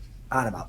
Because one thing to say, by the way, that scene in X-Men Days of Future Past, brilliant movie, by the way, garbage scene. How would it logically make any sense that while he's running at that speed, the music plays at normal speed in his ears? Think it through, you fucking idiot! Who wrote this movie? That doesn't even make sense. What, no one in the whole movie? No one sat in the fucking thing with a script? That doesn't make any sense. Why would the music be playing? Or are you going to tell me he sped the music up, did he? He sped the music up and played it like 4 times fast. I don't think so. Doesn't even make sense, Brian Singer. Fucking watch your life as well. I know the shit you're up to. So anyway, now that he's called out, we can get back to League. Interesting way. Like, if you watch the pro view of the LPL finals and the way Uzi was playing, it's interesting because like Uzi's still innovating. Like, and how do you play Astro versus Zarya matchups? Like, when everybody, like, when Tom Kench has been nerfed again to this point, he's still playing like Astro Tom Kench blind into various matchups, and he's still winning with those things. He like won both sides of the Astro Tom Kench versus Zarya Khan. Most people will tell you that Zarya Khan wins the matchup. Of course, and just be better than them in the semifinals. Yeah, and you look at it, and there's just so much to learn from watching the exactly. Just bring in fucking Reddit, and they'll just say like, well, if you're just better than them, just win on the bad match. Why don't you just win on bad matchups? Then you have more advantages in your team. Anyway, fuck this. Like, the problem with this episode is like, 90%. Why have you booked this episode, Loco? 90% of this episode was like Team A that you've never heard of, right? Never heard of them. And we have to do a plane episode. And then we don't have to. Why not? Could have just waited till the fucking main event, couldn't we? Like, I told you before, you're gonna have topics in mind. Like, we were just all over the place. We didn't even do the groups. We just went separately by different teams. We were talking 1 minute here, and then all of a sudden we were like, oh shit, yeah, I knew you, Coach Splice. What's they doing? Then after that, after all that, we'd have to, we're gonna do episodes analysing the planes. Fucking hell, I don't even want to watch the planes. Wait, what the fuck's wrong with planes? And then everyone's gonna be, this is how I tell you how group scores. Oh my everyone's God. gonna go, oh my God, NA's won a best of 1. Are they amazing? Are they good? Wow, Asia, why so quiet? Why so quiet, EU? Why so quiet, EU? What? Can't you handle what NA's doing? And then all of a sudden, right, then fucking Fnatic will win 1 game. I told you, Nemesis. I think you're just overreacting. What the fuck? I'm not. I'm fucking sick of shit episodes like this. So I'm not doing fucking Listen Loco for Worlds. So you know what? What about this one? Wait. I go. What the fuck? Okay. So it was just a really weird move. And one thing is, I really hope TSM does not start him next year. Not because I don't think he's good enough. I think if they keep Bjerg, they need a strong-minded jungler. They need a jungler that can speak up. And a rookie, like straight from academy, is not a jungler that can stand up to Bjergsen. And Spica seems like a nice, chill dude. And to be able to speak back to Bjergsen and to be able to have your own opinion as jungle, and for there to be back and forth, like, you need someone with backbone. You need someone with experience.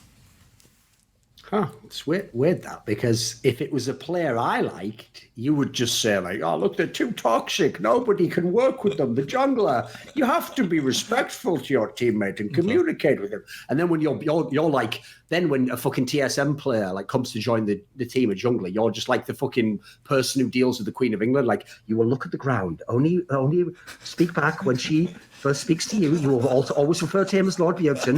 He is the king of the midlane, the Danish first of his name. Like, why are you so unreasonable like that? You're that little guy with the fucking staff, aren't you? What the fuck is that shit? Oh, Duncan. Double standards are outrageous, aren't they? Your double standards are outrageous. You know, I went back and watched some of your CSGO desk highlights. You're actually hilarious, and I've been appreciating you so much more. And I've been so ready for Listen Loco.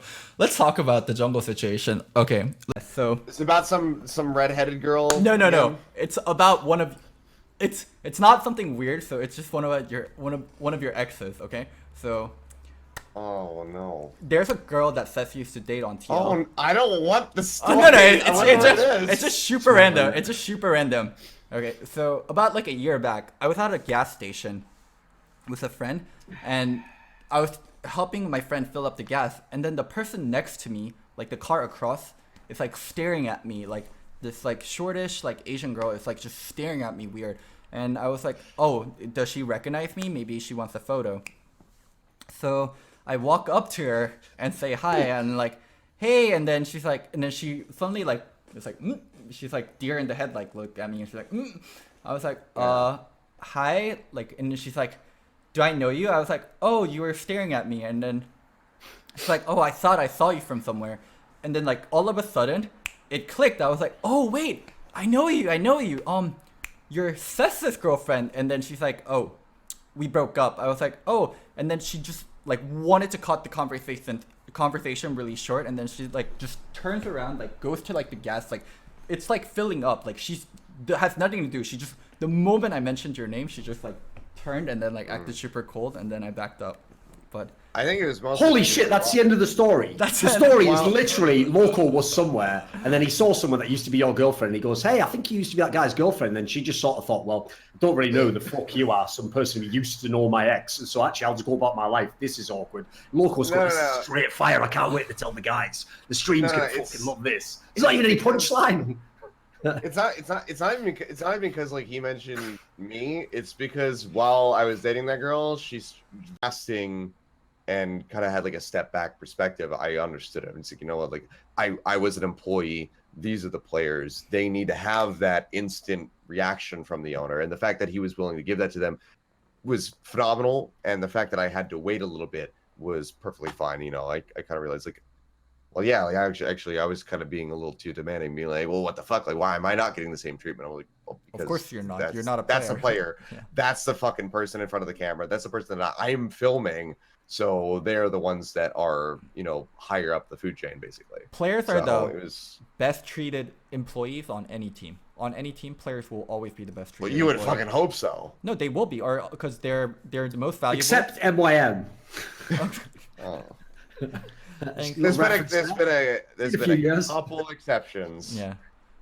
Where that's not the case. Standard Minds, hey, how's it going? But you know, in an ideal world, that's exactly what. Because they can leave, they make the most money, they're your most valuable employee, dollar for dollar. Like without players, like teams can't function. But actually, no, to be fair, I'm being too harsh in my joke there, because actually MYM did also try and live up to what you said and, you know, try and meet the parents, you know, get to know someone's family. So I guess, you know what, they took it the wrong way. There was some upside, there was some downside. What can I say? In the end, who can decide how it all worked out, right? They went to the house, checked the valuation of it. Exactly. The house, I'm going to take it, it's mine now. Exactly, yeah. Oh, dear. Yeah.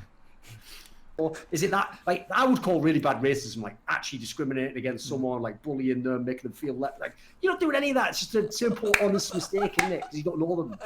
I'll tell you a hilarious one. So, when Riot does makeup, right, they have a sheet of all the players' faces, and they check them off as they do makeup. I forgot what international event this was, but one of the Riot makeup artists, after I was done with makeup, she was like, which one did I do? Like, which one was it? And then because she didn't know who it was. I think it was with Rox, and she didn't know whose makeup she did, and she needed to check them off so she can ask for the next one. And I was like, oh, you did Gorillas. That was just Gorillas. And she's not even being racist. She literally just wanted to make sure she like called out the right person. So she was like, which one is it? And then I sure, yeah, you did Gorilla. That was the person sitting next to us. Reminds me of this really, like, this mad cringy story. Forgetfulness. What? It was obviously, yeah. It wasn't that great a story again. Listen, Loco's anecdotes today. He's starting off slow. He's going to keep working with them, you know. He's going to gradually work his way up. Here's the thing. He's nailed the first part, which is like, I've got a great story. Here's the beginning of the story. He hasn't. The body of the story and the punchline's kind of fallen a bit flat. Plus, to be fair, I mean, I remember this hilarious scenario. Oh, we all laughed so much. When CLG accidentally thought they were picking up Lost Boy to be a support for Doublelift, they were like, oh, it's going to be so sick. He's so good as support. And then Loco dropped in. They were like, it's weird because I've never seen, like, Lost Boy usually plays like Lulu and Jana and stuff. Why is he playing Nunu all the time? He almost seems like he doesn't know the position. And in the end, it was all okay, though, because they sent you home and all worked out well for everyone, right? So, problem solved. Do his anecdotes get better as time goes on? Because I'll be honest. Seth, you're supposed to be on my side. Seth, you're all supposed to be on my side. Why are you like... It depends. Here's the thing. I will say, to be fair, usually his anecdotes are better than that. I don't know why he's just picked some weird ones this week. It's like he got the first part that he did have an anecdote that connected. He didn't think it was a great anecdote, you know. Like, I'm still wondering. Like, part of me's still stuck on the girlfriend one, wondering like why that would be an interesting story. It was interesting because it included me and Seth and his ex-girlfriend and like. I watched a bit of like the Ashley Kong episode, but otherwise, like I honestly haven't tuned in that much. Oh, so, dude, go on. Loco, are your balls gonna drop again? Because your voice like modulated a lot during that episode. I figured that it was a power cable problem. I fixed that one. Okay. The irony is, I've been asking that question for years, and I didn't even know anything about the Discord problem. Anyways, here's one thing. One question I have before we move on. I have to ask this: if you saw the Ashley Kang interview, did you see at the end when he starts asking like for questions from viewers? Did you see any of that part? Did you see the hilarious Freudian slip he made? Where, of course, he wanted to say to his fans, like, you know, guys, ask questions, but, like, you know, don't ask anything sexual because we've got a female guest. And instead what he said was, guys, like, you know, please be respectful of your questions because we've got a sexual guest. And you can even see on the episode, I just look like... But anyway, I thought I'll just fucking let it go. He's made that mistake, honestly. Just leave it at that. I did not catch that, but it's hilarious. It's worth going back and watching that. It's about 20 minutes before the end of it. It's unreal. Because if they think it's a genuine, like, Freudian slip, he doesn't notice it himself, you know. And me and Ashley can still just sort of go like, well, that's awkward, but let's just not address that. It'd be worse if we address it at this point. So.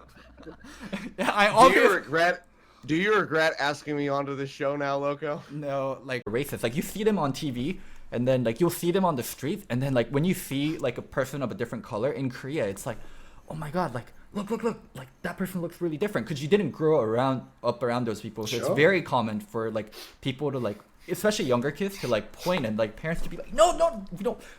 I had a great one like that when I first went to China. This would be about like probably almost 10 years ago now. I went to China for a CS event, and I wasn't going somewhere big. I actually went to Hangzhou, which isn't like a super great place. In fact, the only reason we were going there is because I think like the city itself like offered the arena, which is a dog shit old basketball stadium, like for free to the event if we went there, because they were trying to spin it on the angle of like it will bring tourism, which is like you were easily 10 years too early on that one, mate. Like nobody's going to this event on holiday just to see like the fucking this random CS event. But anyway, when we went there, because as I say, it wasn't Shanghai, it wasn't like, you know, Beijing, it wasn't some big city where they might have seen foreigners.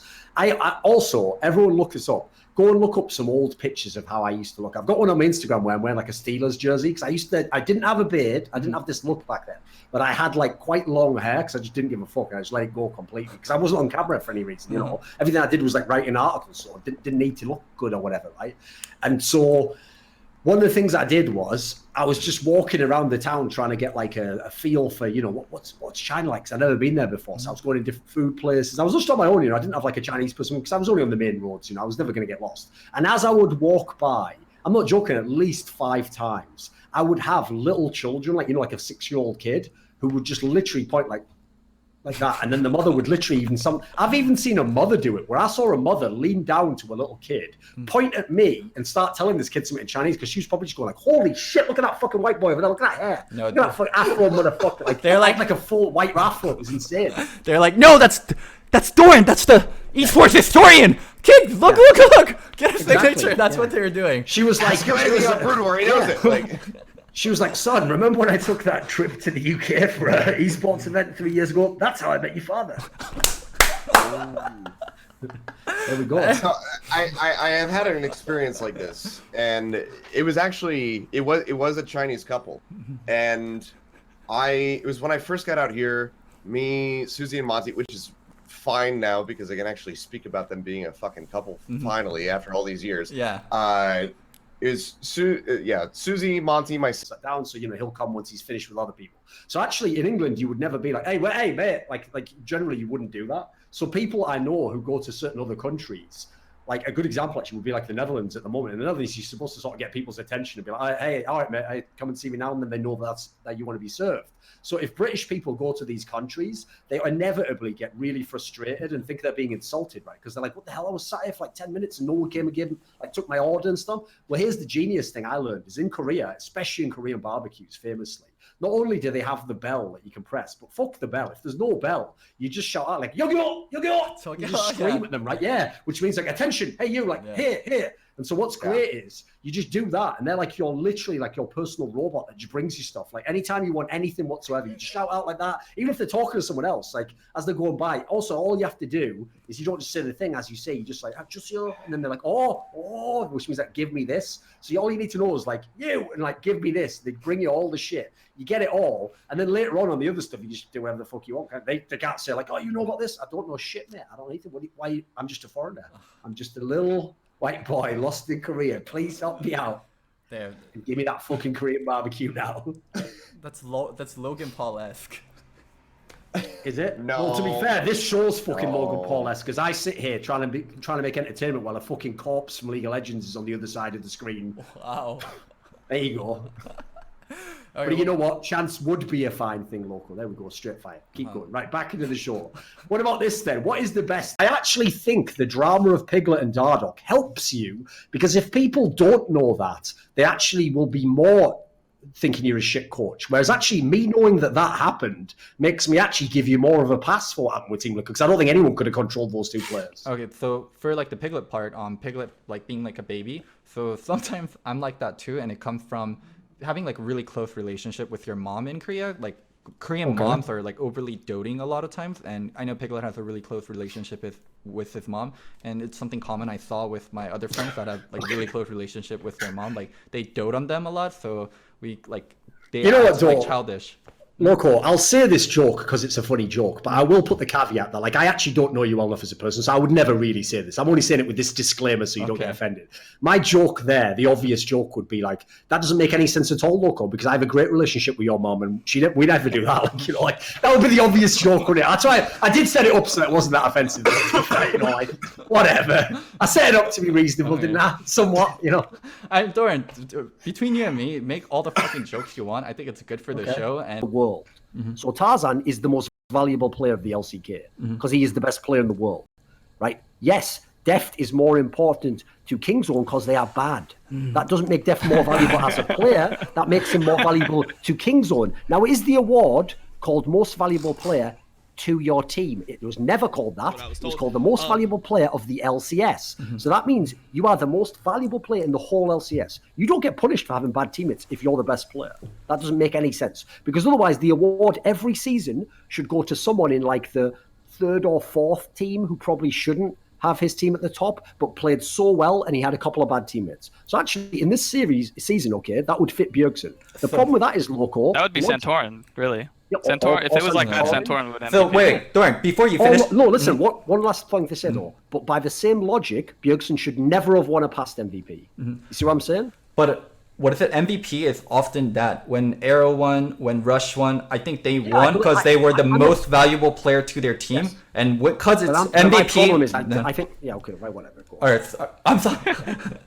It can't keep happening. All right, well. Okay. Do you want to make your point? Then make your point, or I'll make mine. I've never figured out how to make my point without you making your point. So you know what? I've gone back. You know what we were going to do at the beginning of the episode? You just talk for 20 minutes, Loco. I'll just say stuff after that. All right, Thorin, go ahead. Yeah, go ahead. Okay. I think because it's called MVP and not called the Best Player Award, what you're describing is the Best Player Award, and because it's called MVP, I think a lot of times the most valuable player to their team wins, more so than the best player. That's brilliant. If I can just decide the definition of the words, I win as well. Right, I mean, it's going to be a combination of both, I think. I mean, yeah, it is the best player in the league, but also like who is contributing the most to their team. In a rookie, but in a lot of sense, like In the LCS context, he is. Yeah, go on. he's a rookie coming onto a super hype team in TSM and with a lot of pressure to succeed and to be a star carry on TSM.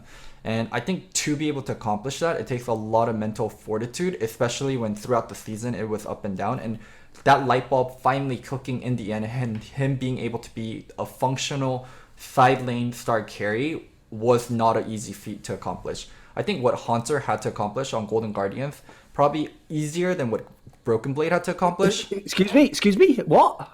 What? Who do you think's better, Froggen or Bjergsen? Bjergsen. Who's better, Sven or Deathly? Sven. Who's better, Smoothie or Ole? Smoothie, what's your point? Who's better, Cadian or Contracts? I mean, I think that one's arguable, but what I'm saying is the Haunter's role wasn't as high pressure and wasn't as high resource heavy. Just explain that everyone. You know what? You take this one. You just fuck off, mate. You don't think Broken Blade? You don't think what Broken Blade had to do on top? You don't think what Broken Blade had to do on TSM as like a star point carry was hard to do? I think it's a lot easier to do that with fucking Bjergsen in the mid lane and a jungler that plays proactively and a spot lane that plays super safe, as opposed to Hotz that literally has to Acadian was not a great jungler for Broken Blade earlier in the season. A lot of times, Contracts is dynamite, isn't he? Yeah, my bad.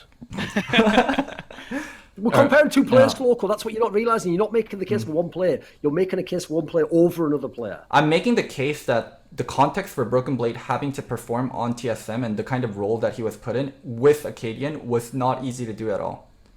And yet, fans, you know what? I'm just going to go with the fans on this one. I don't care about convincing you, mate. It's impossible to convince you. Fans, take the VOD, rewind it about 5 minutes, and listen to what he said before he explained all the stuff. He was getting the counter picks, he had jungle attention, he gives all these things off that, right? Does Hotz get all those? No, and you're expected less out of you if you're doing that. If you don't get as much resource, you're expected less. You're not put in a difficult position. Am I taking crazy pills here, mate? I don't understand what his point is, genuinely. I agree, and I think the biggest thing to look at is if you put Haunter on TSM, would he be able to do the same or more than Broken Blade? And I think he would, because I think Haunter is just a better overall player. Maybe he is a little bit weaker, like mid to late game macro sense, but I think in terms of laning, I think in terms of carry potential, I think Haunter has all those skills that Broken Blade has, and he was able to show that on an even weaker roster, and I think that's commendable for being voted to like an all-pro team. I think when almost your whole entire roster is all-pro, I think the bar should be higher than just I'm winning with them. Exactly. I think. There you go. Okay, so to explain my point better, when you're getting more resource, right, and you're getting more of the things, there's a certain expectation that you have to do, and the difficulty of it is still high. If it was easy, right, then every team would just, let's counterpick top, and let's just gank top side. Then that player will carry no matter what. If it was that easy, then every team would do that, right? Just because you're getting the resource doesn't make it easy. And the combination of doing it for a team like TSM and a combination of coming in as a rookie player into LCS and doing that was not an easy feat at all. And the fact that I see what you mean now, by the way. I actually do understand your point now, which is that your point is that if you don't get all the resources there, you're not expected to carry as much. Right? And it's a lot easier to just play independent tank than it is to play resource heavy carry. Depends who you're playing tank for. What do you mean? Who you play tank for? You can play a resource, like the difficulty level of that is much lower than it is to play a carry role. Like to play a tank. It depends. In this scenario, you have to play an even better tank than the other guy would. See what I'm saying? What was the Golden Guardians expectation? I know for you it was make top 4, but I think for a lot of teams, like if them making playoff was like amazing for them. Sure. Yeah. Didn't you just make a hell of a case as to why Haunter would be like a top player then? By what you just said. No, my case is like Haunter's difficulty and like what he had to accomplish wasn't as high as what Broken Blade had to accomplish. Do you not understand how hard it is to carry in a game where the other players are liabilities? Do you genuinely not understand that? No, I understand that, but what I'm telling you is like Haunter isn't on a carry role majority of the time. Haunter is on either a tank role or a secondary carry role, where Broken Blade was put in the primary carry role where you are getting the most resources and making it the hardest. Why do the first 4 weeks of the split not count for Broken Blade? It counts for Broken Blade as much as it counts for Haunter. Both of them were Garbo. Yeah, and you know what? For the first 4 weeks, same logic, I'll spin it back on you. First 4 weeks, counter picks, jungle attention, and he's losing all the games. He's just doing like okay in lane. He's doing weird things that disconnect from the team. That doesn't count against him because it counts exactly. And then at the end you go, oh, but you beat these teams, brilliant. It's the whole split. Yes. MVP of the split. It counts exactly that much for Broken Blade, and it counts for Haunter also. What was Haunter playing in the first 4 weeks? He was playing counter. No. Wait, Thorin. Wait, Thorin. Then let me finish. What was he playing? No, Thorin. Then what was he playing? What was he playing in the first 4 weeks? Is this guy for real? He's not even asking me a rhetorical question. I think regardless. No, I'm asking you the question. Tanks or carries. Yeah. I think regardless of what Haunter played, tanks or carries the first, or like throughout the split, if you look at his laning stats in the first 15 minutes, this guy is head of the league in almost everything, right? So even if he's playing tanks and he has like less of a carry role or able to or have to do something, it's even more impressive that he's able to do something that has low pressure like a tank champion and still have insane laning stats. And then when he does play carries, he does the same things. I think across the board, like Haunter just played like really, really well into everybody. Like the only game I can remember him doing poorly on was the Someday Riven game where he kind of inted and got carried. But I mean, besides that, I thought he played really, really well and his laning stats shows it. And it's just kind of the consequence of not being on the winning team or like the popular team where you don't get as much credibility because you're 5 wins less or your team's not dominating people in 30 minutes. All right, so let's rewind. That's the maddest part. You know what? I have a better memory than you, Loco. Okay, so then tell me. In the first part, right? First of all, don't keep doing that way. You keep asking me questions. Tell me not. You asked me a question regarding who's better, Smoothie or Ole. You know what? The fans can decide again. I'm not going to do this. I have to either talk or I don't. All right. One or the other. You go on first, and then actually answer me the question. What champion was Haunter playing in the first 4 games? You know what, Loco? I actually feel minorly bad here, mate, because if I make my points, people are going to flame the fuck out of you already. Make your point, and let them flame, because I don't think it's correct. Right, okay, so first of all, again, fans, go back in the episodes, go to the beginning of the split, and what you do is watch the first episodes when we talk about Golden Guardians. Who does Locodoco say is the best player on Golden Guardians at the time? Haunter. So this bum-ass motherfucker who now makes out like, because Golden Guardians went 0-4, Haunter went 0-4. No, he's one player in the game, mate, and you know what? He was the best player on the team. Then, only about middle of the split do you start to acknowledge that Froggen's the better player. So that means you're giving the first half of the split all to Haunter, who you acknowledge is playing tanks some of the time, isn't getting jungle attention, isn't getting counter picks. No. And yet, as Solo just said here, he is having some of the best stats. He's playing really well. He's playing well even in games he's lost. That's before they even go on the winning streak. So in your world, when Broken Blade's team wins, he gets loads of credit. When his team loses, it's not that bad. When Haunter's team loses, that's Haunter's fault, isn't it? Then when Haunter's team starts winning at the end, it's like, oh, well, you didn't have as hard a job to do carrying definitely all and inty old fucking contracts there. I don't know what point you're trying to make, mate. It's like you keep... What you have to do when you make a point, right? I might be wrong about a lot of stuff. You got to be consistent with the logic, though. Like, if you set up logic for one person, it has to apply the same to the other person. That's where you're factually wrong. You're telling me Haunter played tanks in the earlier 4 weeks and he didn't get jungle attention or counter picks? That's factually wrong. That's factually wrong. I quit the show, Loco. This is the end of the show. Why? Why is that the end of the show? Because that's factually wrong. That's not what he did. He picked carries in the earlier season, in the earlier weeks of Golden Guardians. Really well in lane. I mean, he did really well overall. His team was just worse. I don't think if you put Broken Blade on, I think if you put Broken Blade on Golden Guardians wouldn't have been. I think this might actually be the end of this show, mate. Like, I can't stay up till 8 a.m. in China, and then if you just doing stuff like that, like, what's the point? Wait, I'm not even discussing anything now. You're just trying to get me to agree with you. No, I'm not trying to get you to agree with me. You're telling me Haunter was not playing carries and he was playing tanks and he wasn't getting counter picks, right? That's what you're saying. Yes or no? Right, yes, yeah, look, I said he plays tanks every single game. I'm about to quit this call, by the way. He just plays tanks every game. He's never played a carry. I definitely didn't earlier in the game. I definitely didn't earlier on say that he played carries at all, did I? Never said that, did I, so long. Why would I say that? Because Loco doesn't want me to. As usual, what Loco does is, the fact he would dare say he's factual, by the way, all he does is pick the fact he likes. No, so I'm not there. Because I dared to say that Haunter ever played tanks. It's like, now all he ever plays is tanks. Oh, well, you win, Loco. There you go. Wait. If you ever let me make a point, I don't know if you'll ever win. So keep going. You literally told me, I'm not bashing Broken Blade for his first 4 games while I'm bashing Haunter for his first 4 games. And then when we're comparing the first 4 games, Haunter's playing stuff like Rise, Haunter's playing stuff like Jace, and Haunter's ulting the entire team into mid lane. I don't get why we're not taking... Oh, right. Wait a second. Was Haunter ulting the whole team in the mid lane in all the games? Why would you say that, Loco? That's factually incorrect. See what it's like to be an arsehole. You just ruined the discussion. You know what? When I make flame, Loco, it's to be funny. Like, when I actually make a point, it's to make a point. You get caught between the two, mate. But we were literally talking about the first 4 games, and if he had Case, like if he still had Case, we would have made it out of groups. Like Case knew what to do for us internationally. Like, is he that good of an analyst? Like, you don't have to tell us exactly what he does, but is there like things he does that's different, that's special from the other analysts? I wanted to have Case in my team since we talked and I saw some of his work after the finals between Schalke and Fnatic. And one day I saw that he was released from TL, and it was Christmas for me, honestly. It was literally Christmas. So I think he's the best analyst in the West, and I say in the West because I don't know the Eastern quality of analysts, but he's really, really fucking good. Okay. What makes him different? Okay, go ahead. What makes him different? Like, what makes him so special compared to the other analysts? I'll just fucking go on Marshall, see ya. Oh, so...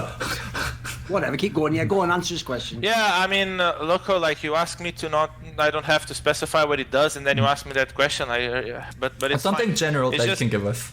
Yeah, what he does is analyse the game and then tell them stuff, and if they do it correctly, then they go, "Thanks, fucking Case. You're a fucking idiot, aren't you?" I'm not alive. I'll give you an example. The way that he presents things is really, really easy to understand and to memorize by an esport player. And most of the analysts just don't care about the content that is there and not the way that is presented. That is one example that I can give you. There you go. So he was very careful with how he phrased that, though. He just said in a way that players would understand. What he does is, when he's in Mackie D's, he goes, "See this chicken nugget? That's the jungler coming in. And this sauce packet... No, stop eating the fries, Alfari. The sauce packet is you avoiding the gank." No, here's the thing, Loco. Yeah. When I said before, he seems legit. That style was more important for me than Steelback. Actually, and that's also the reason, when I say that I'm not surprised, like it's not that I don't think he deserves to be. I think he deserves to be. It's just that I can understand the other options instead of him. Sure. That's why I'm not surprised.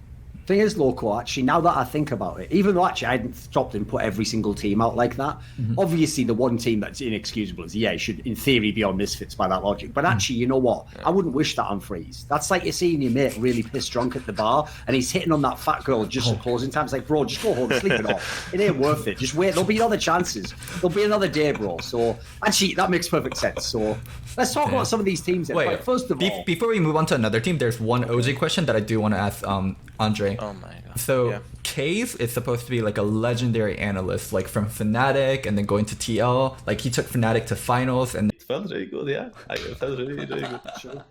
Loco, I've actually got a quick anecdote for you on this because here's what's mad. I normally don't get caught up in all the hype when a team's doing really well and have like a sick run through a tournament, you know. I'm normally like, in fact, actually in CSGO, it's kind of famous that I'm like the person who's sort of like, if there's like an underdog team that's doing way better than they should, everyone else wants to believe like, no, they're like the new top team, you know, they're going to be great. I'm sort of the guy normally like, come on, man, nah, they're going to like drop off soon. Someone's going to beat them, you know, like they're overrated. But what's mad is when they actually beat RNG G2, I actually secretly got super into it. And so I actually sent this like mad DM to Perks but the night before they played IG, where I sent him this like, I tried to do like the most epic movie speech ever. Like I was telling him like, you know, like you are one of the greatest players Europe has ever produced, you know, it is in your bloodline to defeat the great Korean players. Just because Rookie is a god, you know, he can still be defeated in the game. Who cares who he is? Let him take his titles. Like I had all this mega inspirational shit and I was saying like, you can do this. Like don't let anyone tell you otherwise. Believe in yourself. And then obviously, like I won't say what Perk said, but basically he just sort of like said, yeah, don't worry, I got this. And then after the game, obviously when they just got 3-0, I just messaged like, oh well, my bad. You got mate like that when things are going awesome for you, you just start thinking, oh fuck, it can't last. Like if you were walking down the street as a kid and a fucking truck came by and crashed into a car and a toxic waste barrel came off and sprayed onto you and you got fucking mutant powers, you could like climb, you were Spider-Man, you could climb up walls, you'd be going like, whoa, but what if the power lets go when I'm on the wall? Whoa, better just walk actually. Let me test again. Put my hand on the wall. Well, I don't want to test that though. Listen, it could go badly. Like I'd be loving it if I had the sick kid. Yeah, I'd just be telling people, yeah, what do you expect? You know, I actually am secretly the greatest player ever, right? I didn't want to let you guys know that before. I was taking it easy on you, but now it's my time. Yeah, I'm PUBG Chovey's going to have 700k a year. Chovey's garbage. Okay, Peter Parker, it's not that. It's when you get like an insane stat, you sometimes over-assess about having that stat, and you play. He was going to be judged, and everyone like Perks would see it and respond or whatever. So it's fun drama, and you know what? I'm not saying whether he's right or wrong, but people probably went too far. And by the way, if of all the people to make a tier list, I think you, Loco, you and LS are probably the two that are going to get flamed the most, because people are just going to either say you didn't watch the league, or they're just going to say look, you're biased because of this player or that player. So like, I always say this, right? It's like when people criticize my videos and they say, all you do is just say controversial things and like go too far with edgy jokes. It's like, all right, mate, what host did you enjoy watching your favorite podcast on? Why are you watching this now, you moron? Because I'm straight fire, aren't I? I'm like that bitch that's like high maintenance, you know, like just trashing all your stuff. You are high maintenance. If you ever fuck with me, I just throw all your clothes out the window in the middle of the street, just screaming at you in your face in public in a restaurant. You're like, please, darling, let's not make a scene. I will make a fucking scene. Except you know what? My ass is a 10 out of 10. It's sort of, people just see me in the street, they get sun blinded for 10 minutes. That's the sort of person I am as a host. So in the same sense, even if you hate all of Ellis's opinions, even if you get mad triggered when he says Samsung instead of Samsung, even if he starts talking about Dragon Ball Z and you didn't watch Dragon Ball Z, so you don't want to hear another analogy about Dragon Ball Z or Naruto, even if all those things are true, he is compelling. You have to kind of watch his stuff. His opinions are interesting, and even if you think they're wrong in a way that is entertaining somehow. So you got to give it up to someone in that sense, you know. I mean, yeah, definitely entertaining. Definitely not. I mean, as I learned, like easy to as long as you can in your life, because you're a wonderful person. You know, you do it like that, you know. So really, you just hard. Watching the show tips. I give out pro players in League of Legends tips, not in the game League of Legends, but how to control your career. So in a past episode, as I told people the way that you flame people in the US without getting banned, where you just use sarcasm all the time, you know, like, oh, thanks, jungler. Definitely stay alive as long as you can in your life, because you're a wonderful person. You know, you do it like that, you know. So really, you just hard flaming him, but you do it like cleverly. Similar tip for players out there who want to avoid Riot's poaching and tampering rules, because obviously the problem with the poaching and tampering rules is they're impossible to enforce unless someone gets caught or someone turns himself in. Like, you can never really know how much did a player say to another player. Like, did he ever hint to this player that, you know, join our team? Because obviously, if anyone gets a log where it's like Perks to Caps, like, hey Caps, join G2 next season, we'll own everyone, ha ha ha, shall I put you in contact with Ocelot? Yeah, that log will get you instantly wrecked and you'll get a poaching fine. What you do instead is this, Perks, are you ready? You say, ha ha, hey Caps, I'm really loving this new crop of apples that we've gotten in the orchard here at G2. You should come and enjoy some of them during the off season. And then if he goes like, ha, no thanks, or whatever, then at the end, if people go, were you trying to poach him? You just go, no, I just wanted to make him a lovely cake. Just going to make him a little apple turnover. And then if he does join, that's just coincidental, isn't it? What do you know? Yeah, I thought he was just coming for apples. So you think Riot, you underestimate, like, you think Riot, if they saw prove? They saw those logs and they would be like reasonable amount of, like, no way. So now you're telling me that because of poaching rules, you actually can't for real invite someone to an orchard? No way. I think I've cracked it, Loco, and you're just salty that I've figured out the code to poach. There you go. Everyone who's a pro player, poach to your heart's content. Just do it the way I told you to. And I'll be your fucking lawyer. I'll be like, excuse me, sir. Are you against apple pie? You're against American value. Like, I'll just go in their face at that and riot. I'll be like some amazing courtroom scene out of a movie. I'll come in and like turn the jury at the last minute. Anyway, going back to what we were talking about before, this is the real question, Soaz. Right? I know. Don't listen. If I wanted someone to come on a show and give me a bunch of bullshit feel-good answers, I could get everyone else who was in Fnatic. Your deck. Yeah? I'll take a look. Wow, okay. She said deck, in case you misheard. Oh my god, Thorin! Just in These case. are my friends! I'm making These are sure. not random Yeah, they people, all isn't start it? as your friends. Oh, I know. I know exactly where that went. Yeah, I know. You have to understand, Calculated. Loco's the opposite to most guys. He tries to start in the friend zone and then work his way out. So No, that's not the, oh my god, I hate you. It's kind of true, Why isn't it? do It is why kind do of you true. do this? It's low-key kind of true, Oh though, isn't it? my It is. God. I just tell it like it is, mate. I tell it like it is. So. Man, Thorin's Just the not end of our like this. segment. Off camera, No. he's so nice. I We talk can about be a very topics. nice There's something about Thorin when he gets on camera Yeah, that the it moment just, he gets on camera. When the light comes on. It's kind of like a werewolf at night. You know, Exactly, the moon. yeah. That's Become a what the different camera person. is to Thorin. Become a different person, sadly. Great player, sure, but he's mostly known by like his great team fighting, or at least post 10 minutes, and then they just get smashed.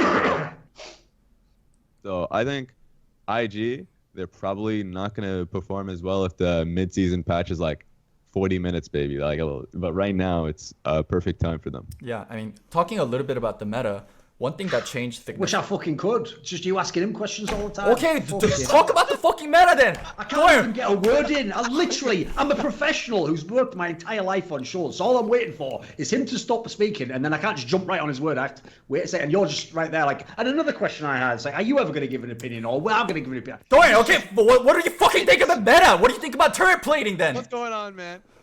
Is that the best you can? Okay, no, Thorin. All right, Thorin. So the meta has changed where there's turret plating. You know what the talk show is? We make up a point, he talks about it, we talk about it. It's called conversation. Okay, then say your point in the conversation. Why do you have to attack me? Why can't we just have a normal show? Why do we have to get attacked? You would fucking bag on me for, what is it? Not participating, so I try to participate. Oh my god.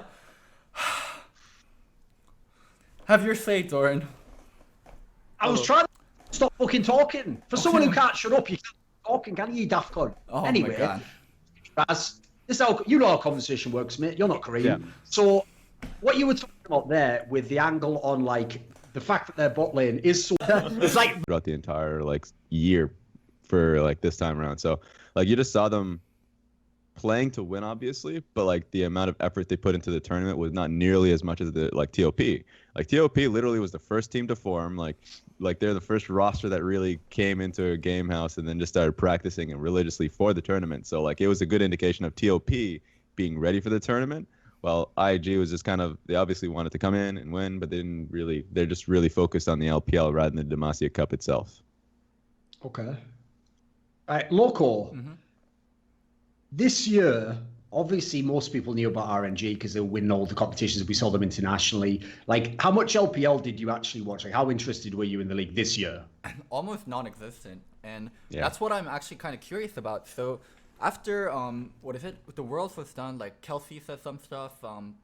Who's the other one? Frost Karen said some stuff about teams like Jingdong Gaming, which I thought was like a made-up name. Like, oh yeah, there's this team called Jingdong. Like, and about Yagao. Does sound like some shit that if Sven Skaren said, he would just get banned immediately for 3 games for no reason. Like, even though it's not even racist, you know. Like Yagao, they were mentioning players like Yagao, Knight, Zoom, that they're saying that these people I could even invite on those shows who watch all the games and could talk about all the teams. So he's had his fair share in the rotation. We've had him on quite a few times. But what's great is I'm really excited about today's episode because I always love episodes where Locodoco gets to talk to someone about a region he doesn't watch at all, and then even like do stuff like sort of cut them off as they're trying to give insight and just tell the person who watched every game what Loco thought based on like 1.5 games that he watched of it. Then so what do you want me to do? Just stay silent? Of course I'm gonna give my own opinion. Like, you fucking shit on me for actually participating in the show, and when I don't participate, you're like, it's just like, talk to Thorin, why didn't you participate? You're fucking, fucked if I do, fucked if I don't. What do you want me to do? I get the guest, I produce the show, I make sure it's live, I balance out the sound, I get the editor, like, I do so much and still get shit on. Oh my fucking god, like, what do you want from me? I make the topic list and then you tell me the topic list is shit and then you stick to it, and then when I don't, the guest asks for the topic list, like, fuck you, Thorin, what do you want? What do you want? What do you want from me? I love you, Loco, don't say shit. Exactly. You can see, you know, we're starting the show on a good note. Everyone knows, you know, I've enjoyed it already. I'm in a good mood. So, right, Raz, here's the first question I have. It is actually serious about the LPL, which is for people who aren't aware. 2 years. Like, how many times is this guy going to get humbled? Is he like you? Does he have to get humbled like 17 times in a row? And at the end, he goes like, "Maybe I should stop fucking damn bitches." Like, what are you talking about? Like, what's changed in his beating that he took this split? Because as far as we can tell, he was part of the thing that tore TSM apart. And then you're like, well, if he had different people who he hadn't torn apart yet, I think he'd be brilliant this time. Like, you have the weirdest reasons for like putting the upside together. From what I heard at the TSM run, he took responsibility for a lot of the things that happened within the team. He talked about like how everyone worked hard, and like he himself worked hard and he couldn't deliver. Like, this loss is on me. Like, you guys don't deserve this. Like, I'm so sorry for the shitty year and I'm so sorry for my behavior. You guys don't deserve this. I'm gonna go and inflict this on Cloud9 now. Listen, boys, one way or another, TSM must win. We will rise. I heard he didn't get the best offers from EU. He didn't get the absolute top tier offers. Who could EU. imagine? So he wanted to go back to EU, couldn't get the top tier offers. Here's an attractive offer. Cloud9, they're always competitive in finals. So many. Oh, for him, it's a perfect offer. Like it's the best offer I'm sure he got. I get his end. What I heard, like to get around like poaching rules and to get around like not being able to talk to people directly, like they'll follow a player and then unfollow a player and follow a player and unfollow a player, and what it will do is send notifications to your phone if you already follow that person or if you're verified. That's a clever approach. So to show interest, and I'm like, wow. Oh man. Can I just say that like players should be way more responsible about what they like and who they follow and stuff. Like I swear to God, I've seen so many instances where you very clearly see where a player is going or who they're talking to based on that. I think it's just such a juvenile approach to this. Here's my favorite. My favorite ever invert, and luckily both these players aren't on the team, so I can say this now. My favorite of all time is I've had some straight fire, cold-blooded like tweets about Reaperd and his choice in the team, and all I'm going to tell you is, you wouldn't believe how many times like Svenskeren and Jensen just straight liked them on their main account. Are you even thinking this through? Listen, my dude, I like the fact that you're fucking with me on this, but like that is your coach right now. and at the very least, go like full Kevin Durant. Yeah, like, give me a break. I was like, everyone can see this, you idiot. What if you just got the activity dude, you're gonna bar open or something? You're gonna love when we get to C9. I have some things to drop about C9, but yeah, let's finish up on the TL topic. Might be similar to what I know. Yeah. All I'm going to say is this, Loco, little teaser. We'll tease the fans, shall we? Did your faith get shaken in the mighty Reaper in his decisions at Worlds, son? I actually have a different angle. Yeah. Ooh, well, we'll see, shall we? We'll see who knows what. Exactly. Right. Anyway, go to the next team. TL. Yeah. Let's finish up on the TL topic. So we still got 2 years to go. Also, I know very confidently that Perks and Carlos Ocelot are very close. So I think even in the worst case scenario, let's pretend Perks doesn't work out and he's struggling. There is opportunities and places for him to go, right? And you think he studied under the Mythy school of League of Legends, and he took G2 without them and a rebuild, you know, with Yankos and Wonder and whatnot to semifinals. There is a very real chance in place that this man could step off stage into the coach role. Is it flashy? Is it the superstar? No. But then maybe in a world Caps had already overtaken him in 2018. I've just thought though. Quick shot, I've just realised why Loco's scenario is not a real problem. Why? Here's why, mate. Let's imagine a world, okay? See if you can think where I'm going with this one. Let's imagine a world in which it doesn't work out. You know, actually Perks isn't a good AD carry. You know, because he's so close with Ocelot, though. Like, I did an interview with Ocelot. Ocelot basically said, like, he's my guy in the team, you know, I listen to him. Let's say, though, a whole year goes by. G2 doesn't even make Worlds. And then they're starting to think, like, listen, Perks, sorry, but Caps is fucking good, you know. Like, brought him in, like you told us, we brought him in, and he is the best mid lane. Like, you know, I know it didn't work out at AD carry, but we can't put you back mid lane. And then Perks says, right, well, if you're going to bench me, can I at least like talk to other teams? In comes Fnatic, blank check. We'll give you anything to join our team. Join our team at mid lane. We'll give you anything. Obviously, that's the Matthews, storyline. Write that down on a whiteboard right now. That is what you need to do. That's the only way you can get back at him. The real question: do Fnatic fans welcome Caps with open arms, or of course, the enemy of my enemy is my friend? As the stepbrother that they hate, that they did not want to be adopted. No, because what Perks does is he comes in and he goes, you know what, guys, like, actually, I did you guys a favor, that Caps, he's too erratic, you know, he's too selfish, you know. The thing is, like, I've been betrayed by G2 as well. I know what it feels like when they fuck you over. Like, I'm ready to be a Fnatic, man. Before he even signs, he rips off a jersey. He's like, I've secretly, you know, I use that, he'll use that football move, but where you go, you know, it was my boyhood club that I always dreamed of playing for was Fnatic. You know, you go with that angle, quick shot, like they always do when they sign the rival club or whatever. And Ocelot makes a cheeky tweet. He has like refrigerator leftover. Doesn't leftovers taste delicious, Fnatic? Not bad. I think you've been watching too much anime with supervillain storylines, but I do like it. I think it would be beautiful to watch.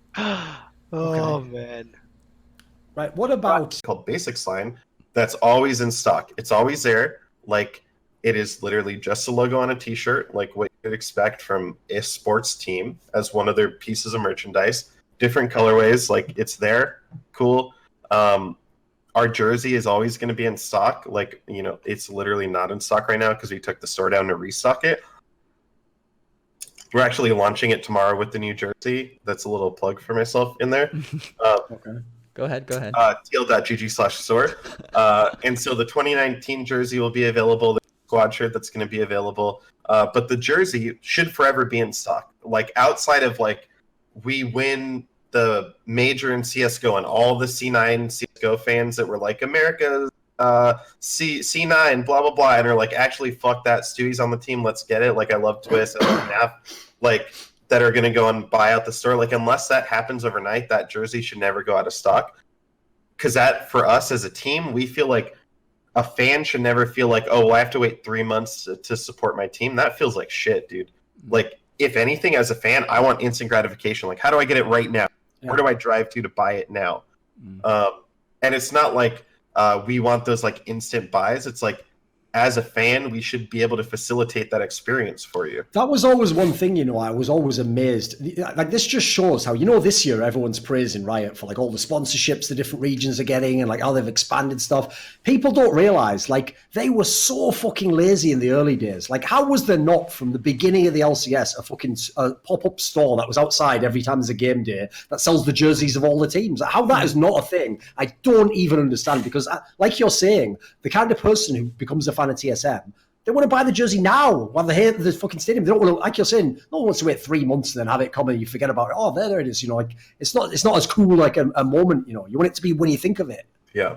Because I always thought one of the most undervalued aspects of esports in this respect, and actually some of the double stuff has played into this a bit, was it is ridiculous how many amazing personalities and stream personalities we have that didn't have T-shirts with their slogan on in some way.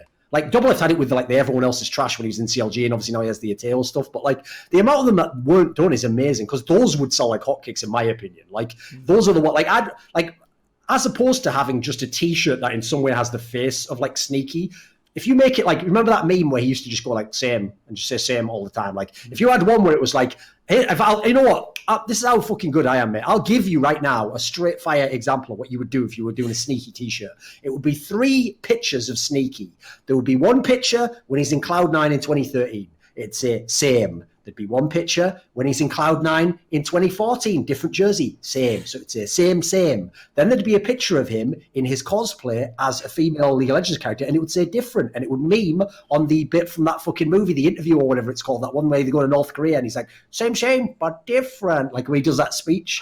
Loco didn't know the reference, whatever, he didn't get it, but you see what I mean? You get the actual quote and you put it out there. Why is that not a bigger thing? It's still not that big now, really, is it? There's not really that many teams do it. I mean, turnaround for merch can take a while for teams, and also I agree with you. Like merch would sell really well for League of Legends stuff and esports stuff in general. So because I'm the like producer and like the market person for the show, so I attempt to get a lot of sponsorship. And one thing I do tell sponsors is the buying power and the willingness for esport fans to split with their dollar is a lot higher than other people. Someone else helped me with the stat in it. But yeah, like esport fans are much more willing to spend, and they do have more spending capita than other generic fan bases. By the way, I'm going to say Loco. Like, there's another thing that we're going to definitely do in the future. Once this show is really huge, we're going to have our own hype beast type shit, like Loco X Thorin, and it's going to drop. There's only going to be like 100 of each time, and it'll be like some crazy shit that happened on the show. It'll be like a slogan. And the whole thing is, when you see someone who has that shirt, you'll know they're one of like the insiders. But we won't do the full release. We'll start limited, and then eventually, when I really want money, we'll just do it for everyone. All the idiots can get it at that point in time. Yeah, I'll facilitate that for you. All right. It'll be a new side project. For sure. I mean, we're getting near to the end of the episode, Thorin. Any topics, Damien, any topics that you guys wanted to do? Right, we'll do one last topic, but actually, that does remind me. I didn't say it because at the time he was telling stories. I didn't want to interrupt his flow too much.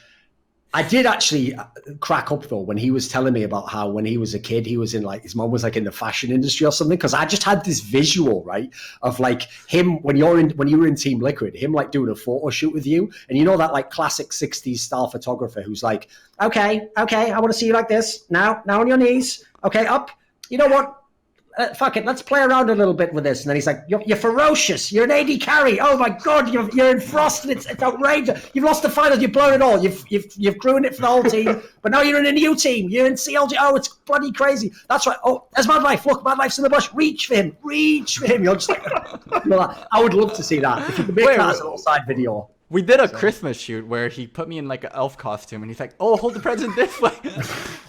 Imagine Santa. That feels like an unreasonable request.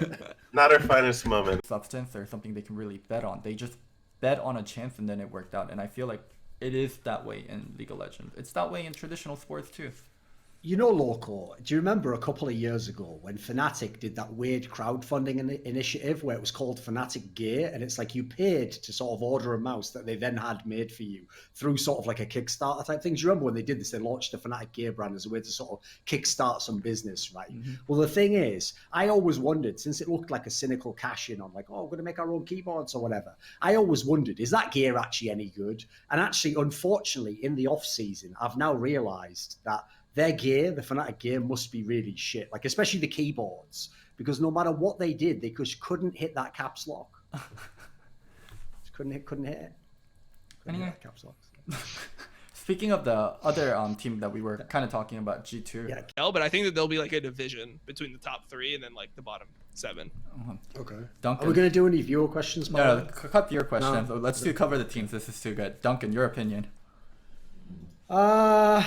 On the Grig versus Acadian thing. And overall TSM, anything you want to talk about? Like, first of all, like as a general rule, this applies to every team or esports game I've ever played. Like as soon as I hear like, oh, in scrims or in private, this guy's fucking so sick. You don't understand how sick he is. But he's just really nervous in the game. Get that guy a fucking million miles away from me. Like I don't ever want to be working with someone where like their own brain is the main thing shutting them down and preventing them from being a good player. Because again, like you were talking before about like, what's a coach supposed to do?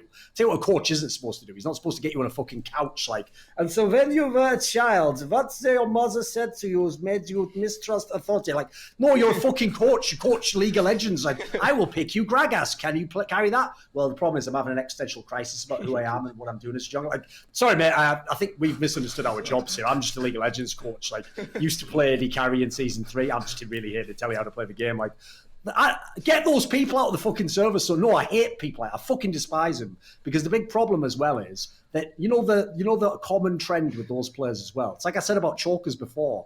They all deny that they have that problem. They're all like, no, what are you talking about, man? I was played all right in the game, bro. It's like so many of them are like in denial of it. That's going to take even longer to address that problem. So personally, I mean, I don't know this guy. Yeah, go on. The thing I like about Greg is like he was somebody who accepted it and then fixed it. Okay. In my mind, you know, like he was somebody who was like, yeah, I'm fucking bad on stage. I'm not playing like myself. I need to fix this problem. And he addressed it. He like attempted to work on the problem. And then in TSM, like, I think he was a pretty solid jungler last split. I don't think he was like. The problem is that last split, I think for everyone was just so hard to figure out who was good and who was bad in that team, you know, like except for Nithy, just because he literally did some stupid mistakes. Every single fucking game. You know, everyone else, it's hard to tell who was actually good and who was bad. For me, at least, like. Mm-hmm. I mean, I definitely think it was an upgrade over Mike Young. Mike Young, oof. He was, but that's because Mike Young completely flamed out on that team. Like, it just didn't work at all, you know. It looked rough over there. Well, let's talk top teams. What do you think of C9, Dom? Game that every team is able to do, but it was a CLG special. Like, oh, they can 1-3-1 and stuff. Korea was doing that shit all, like, fucking long time ago. And, like, as Dom said, like, I try to teach Lorlo that, and it's something that Lorlo never really quite understood. And he's like, well, why can't we have jungler come and just kill the other guy? Like, anytime I presented him with an option of, hey, when you have an advantage, you can do this or this or this, it always came down to, I just want to kill this person. What's the best way to kill this person? And that's so bizarre. You would think he would understand the concept of just map pressure alone, right?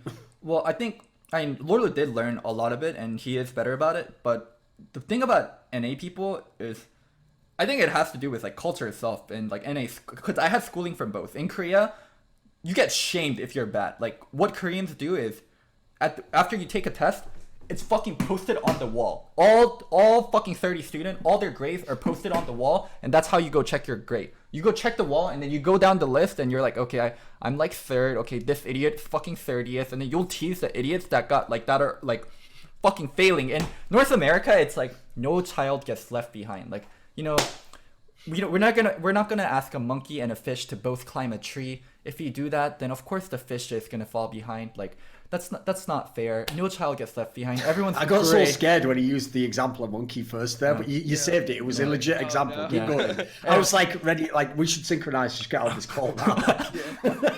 I had my command bro just like in the chat ready to go, and I dropped it. I deleted it at the end. Everyone's good at something. You just have to figure out what you're good at. You're the best. Don't you ever forget that. Mommy loves you. And then people go with that mindset. They go play solo queue and they're like, I'm the best. I'm fucking doing it. I'm fucking doing it. Like this coach that's trying to tell me to play differently and play like this Korean way, like they're trying to take away what's me. Like individualism, like moderators in r/League of Legends, but we're afraid that due to the fact that they are volunteers, we give them a lot of leeway in how they moderate that subreddit. So what they basically were saying was, because we don't pay these guys, just let them do whatever the fuck they want. That's like they run the prison basically. Why not pay them? Our League of Legends is fucking well, there's a huge. reason for that, unfortunately, Loco, which is like, I don't know if you know this, but Reddit is a perfect example of one of those sites that was like bought for millions and millions and makes fuck all money. Like, think about advertising on Reddit. You almost never see it. They have one box on whenever you go on it, no? It's famous they're a company that loses money, basically. So they're not a company that's in a good spot. The other part is, I will say this as well, on the angle of the fact that they get to sort of toy with users, that's definitely the case. Like, I'll give you a great example, because it's very famous. I've never been banned by Reddit mods. Like, I've never had any issues with them. Partly because I'm very cynical, and I know, just don't engage with them on these topics. You'll just get mad and get upset with them, right? So I've never messaged those mods and told them, like, fuck off, or you're doing a bad job, or whatever. But one time, out of nowhere, remember, like I said, I've never had a negative relationship.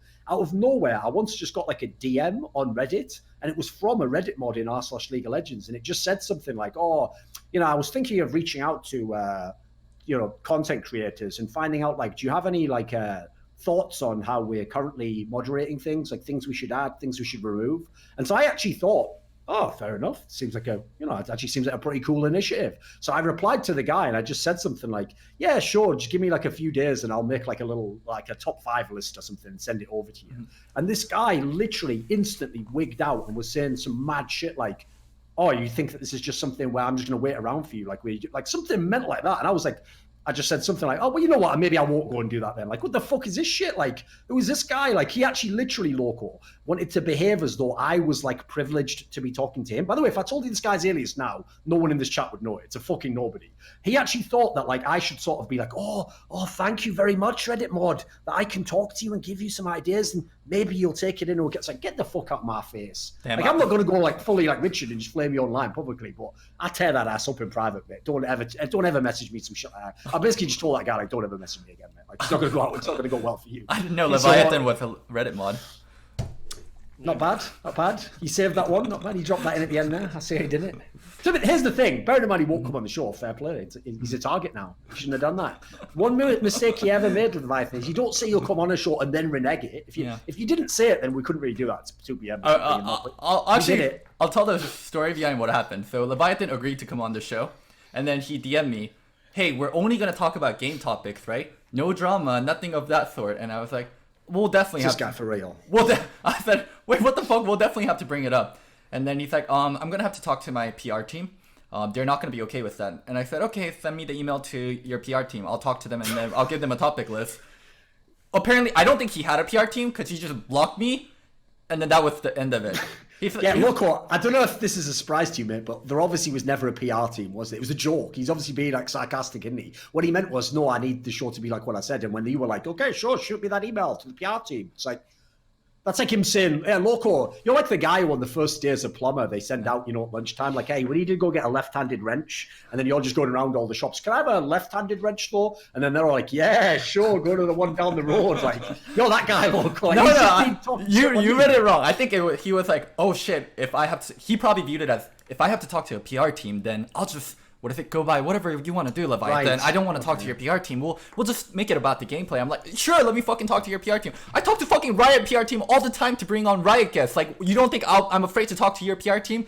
Unemployed Leviathan? Like, of course you don't have a fucking PR team. Like, just drops that in there, unemployed Leviathan. Anyway, he's not coming on the show. Also, I will just say, don't you ever dare try and get out on the TL one like that. Like, and then they hired someone else, the guy who was like my best fucking pal I just had on the show and still pretends to a coach. And then they hire this other fucking idiot, my best friend, and then he failed, so that's my fault now. That I was a fucking good coach, that I ran a good system, that I was given fucking nothing on TL, and I took them to game 5 versus fucking CLG, and when I left, they went double relegation, and they would have gotten relegated without fucking double lift, fucking carrying their ass, and I would have personally relegated them. Sure, that's not my fault, Thorin. Go fuck yourself. So he can make the most money from it. But I don't think it's required. It wasn't like that. It was Double Lift, Biofrost, and Bjergfinn trolling each other. It's like, you should be treasury, you're good with money. No, you should be treasury, you're good with money. And Biofrost actually got appointed that way, and that's how he became treasury for Players Association. I know Darshan loves being in leadership positions, and it's something he strives to do, so I'm pretty sure he applied. Game or why you gotta be Life or League of Legends? Why you gotta be mean to my boy Darshan? Or fucking CS. He had a great weekend. Don't be mean to Darshan. He had a great and in the mic check from this week's win, he was the one that started the CLG baby chant. So Yeah. you know, there's some like leadership bonding qualities. No, I think Darshan is a great role model. I think we can always question his skill set, but I think exactly. You can just say, kids, that's what you don't want to become, like Darshan. Why are you like this, Thorin? As a Please. person, he seems like a cool guy. Please. Well, somewhat. Like, I wouldn't like it if my friends out of nowhere were just like, and then she said, I'm gonna. It's like, what even is that shit? I've already said this a million times. He does that thing that, like, you know, like Christina Aguilera and all those old school singers, where the idea is they just go way too hard on like enunciating every part of the song. Like, baby. That's what like Zion Spartan, as far as I can tell, just does all. By the way, you always be Zion Spartan to me. Shit, teacher can call you fucking anything, mate. You're Zion Spartan, as far as I'm concerned. You thought that name was cool. You must live with it to the end of your days. Oh my god. Fair point, right? I love Darshan, but one thing that a lot of my production friends have told me is when they're filming Darshan, sometimes Darshan will be like, do you want me to sing you something? And they'll be like, what? And he'll randomly start singing. Are you telling me you really think that story's real? That he's one of those guys with secret, you know, like a skill set. He's got, yeah, right. This is the guy where every time, I bet he's almost waiting for things to go bad in his relationship with his girlfriend so he can get that fucking mandolin or the little fucking banjo out, go outside her window. Hey, baby, I'm out here loving you all night long. Like, you know, and then she comes. Why are you like this? Why are you like this? That's exactly what he's like, mate. Here's the thing, Digon. If you want to make quality content, here's the piece to make right now. Do a skit in which I play actually Darshan, and I'll just go around. I'll be in CLG jersey, everything. Be brilliant. Yeah. Yeah, no, I'm definitely down. Let's have you come over to Meet the Pros with exactly as Darshan. Fair skin Darshan. I'm down. Yeah. Let's get you in. No problem. Exactly. I'm loving that Sam Gibson. Yes, please. What even is that? But okay, going back a little into the player association thing, I also think like if players like Double Lift and Bjergfinn held office positions, like it would be much better in terms of everyone else taking it more seriously and player association actually having way more power. Because like Double Lift and Bjergfinn are probably, I would say, the most powerful players in the scene, in LCS at least. So yeah, I'm not sure if Darshan and Grayson can rally the troops much better than Bjerg and Double would, but of course Bjerg and Double just like playing video games and they don't want to be in leadership positions. Both players have actively said, I don't want to be shot callers, so they probably don't feel the need to or the want to. I don't know. I feel like Peter makes himself relatively available for a lot of content. Maybe that was because he's friends with Travis, but even on TL they have Damien Estrada with his 1UP stuff, who I guess he's not with 1UP anymore, but you know, Damien's doing his thing. And like I think it's just a matter of time. You know, I think as you get older and you mature, you realize it's important. There's one more, but there were 3 female reporters from each of the teams, right? All 3 of them dated a player in LCK, and then after they broke up, they stopped reporting completely. So LCK, I'm not sure how it is in the media room, but so all I'm saying, guys, is if Ashley starts really annoying you, then we have to spread some sort of rumors about her and Smith, and then we can get her out the secret. What I'm saying is LCK has actually been very hesitant of female reporters since then, because like the first generation of female reporters and female players actually dating, and it I would assume that's just immaturity in the scene, though. I don't think that's specific to them. And plus, to be fair, This is actually something I told people years and years ago, which is, bearing in mind the average age of a pro player in most esports games, probably, I would have to guess it's probably like 19 or 20. It's fairly young, you know, it's not that old. Yeah, but all the reporters were much older. They were like 26, 25. Oh, right. I wasn't aware of that. But I actually always told people, for the sort of interview that you want as a post-game interview, not like a 4-hour-long interview, you know, the one you want to do after the match, it actually makes more sense to have women do that, because actually, naturally, the players are going to be less likely to be hostile towards them or to say no to the interview. It's just true. It is, you know, these like young guys who don't, so I actually think it just works better in that sense. And some of them are obviously going to be intimidated, so they might actually answer the fucking questions. There's an upside to it. The fact that they're all nerds. Oh, I don't know. I disagree slightly. Like, it depends on every person, right? Some people might be more nervous around. Yeah, that's how like, actually girls averages or... work, Kelsey. I don't know if you're aware of that, actually. That's how averages work. You take like all the examples and then you draw like a line between it, and then the average is what you use. Because the problem is there's about 7 billion people in the world, so we're not going to be able to make any comments if we have to address every one of the 7 billion, you know. So I haven't got time on the show for it, I'm afraid. Damn. Anyway, what were we talking about? Yeah, Demon Gaming. Yeah, I think that once Canyon and Showman is because he's not good enough in Korea anymore. You want him to still be like among the best in NA and make you win. So if I'm going to recruit someone, the last person I'm recruiting, someone like Bang, his playing style doesn't even suit carrying the game. Like, he's got to have a good team to carry the game. But he likes being in America.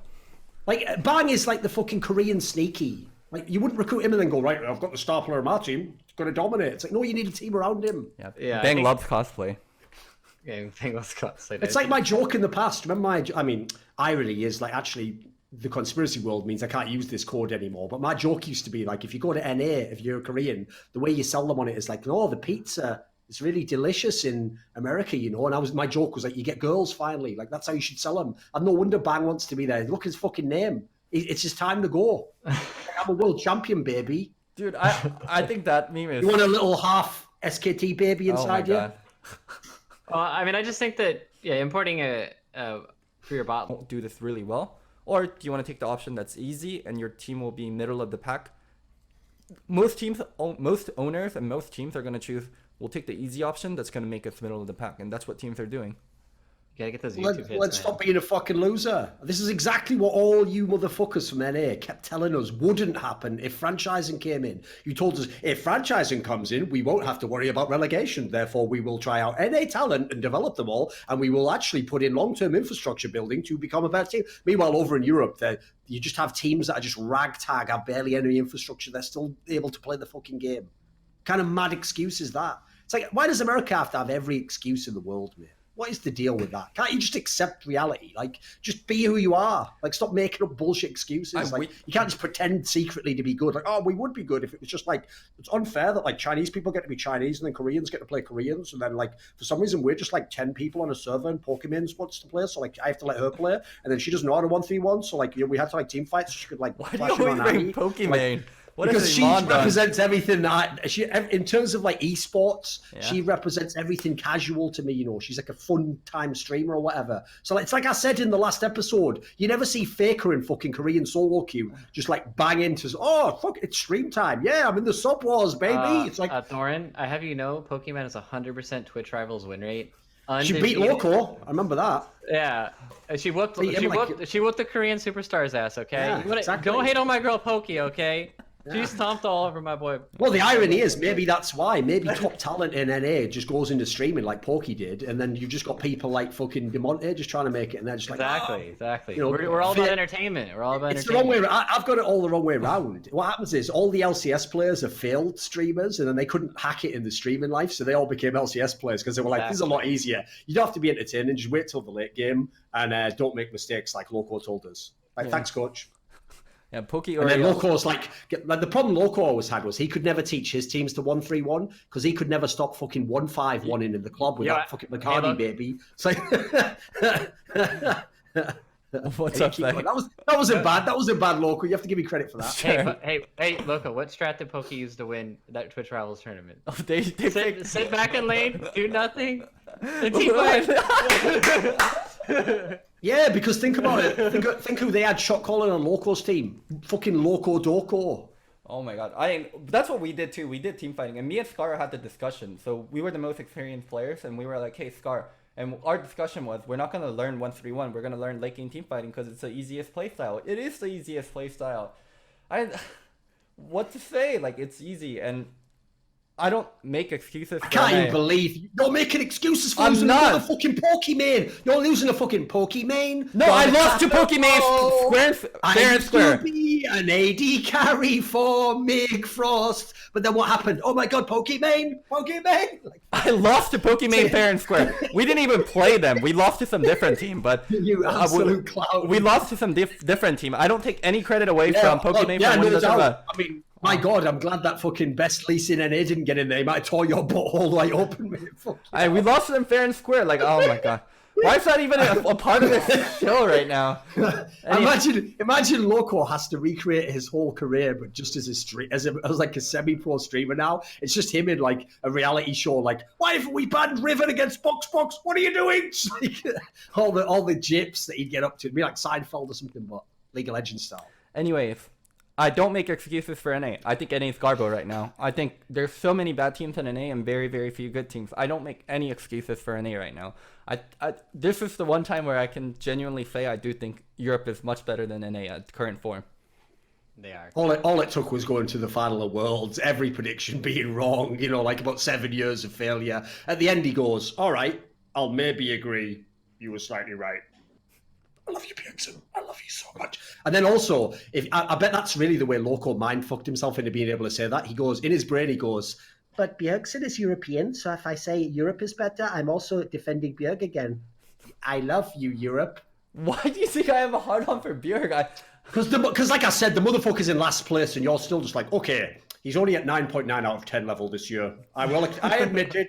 He has his flaws. It's like I said, Loco. Remember what I always tell you, to be fair, when you're judging a team, you have to look at things like how much resources do they have? Like, did they have the option to get really good players? Like, I'll give you an example. Believe it or not, despite all the stuff we've said on the past episodes, I actually won't flame Weldon if CLG's like, I don't know, the 6th best team or whatever. Because if I look at their lineup, they shouldn't be super good. Like, he's not a fucking miracle, despite what he claims. He's not a fucking miracle worker, Like, he's just a coach. Whereas the difference is TSM on paper have all the resources. They should have a top team. Maybe not number 1, okay, I'll give you that. But they should definitely be like top 3. Like, especially if Bjergsen is such a sick player, well, either his teammates are pure trash or he's got problems, hasn't he? I do agree. Bjerg has problems. Bjerg isn't perfect. We listed the problems. Holy shit. All I'm going to say is this. Loco. Think of any team Flame was ever on in NA. Even Dogship FlyQuest. Wasn't in last place, was he, homie? It's one for you.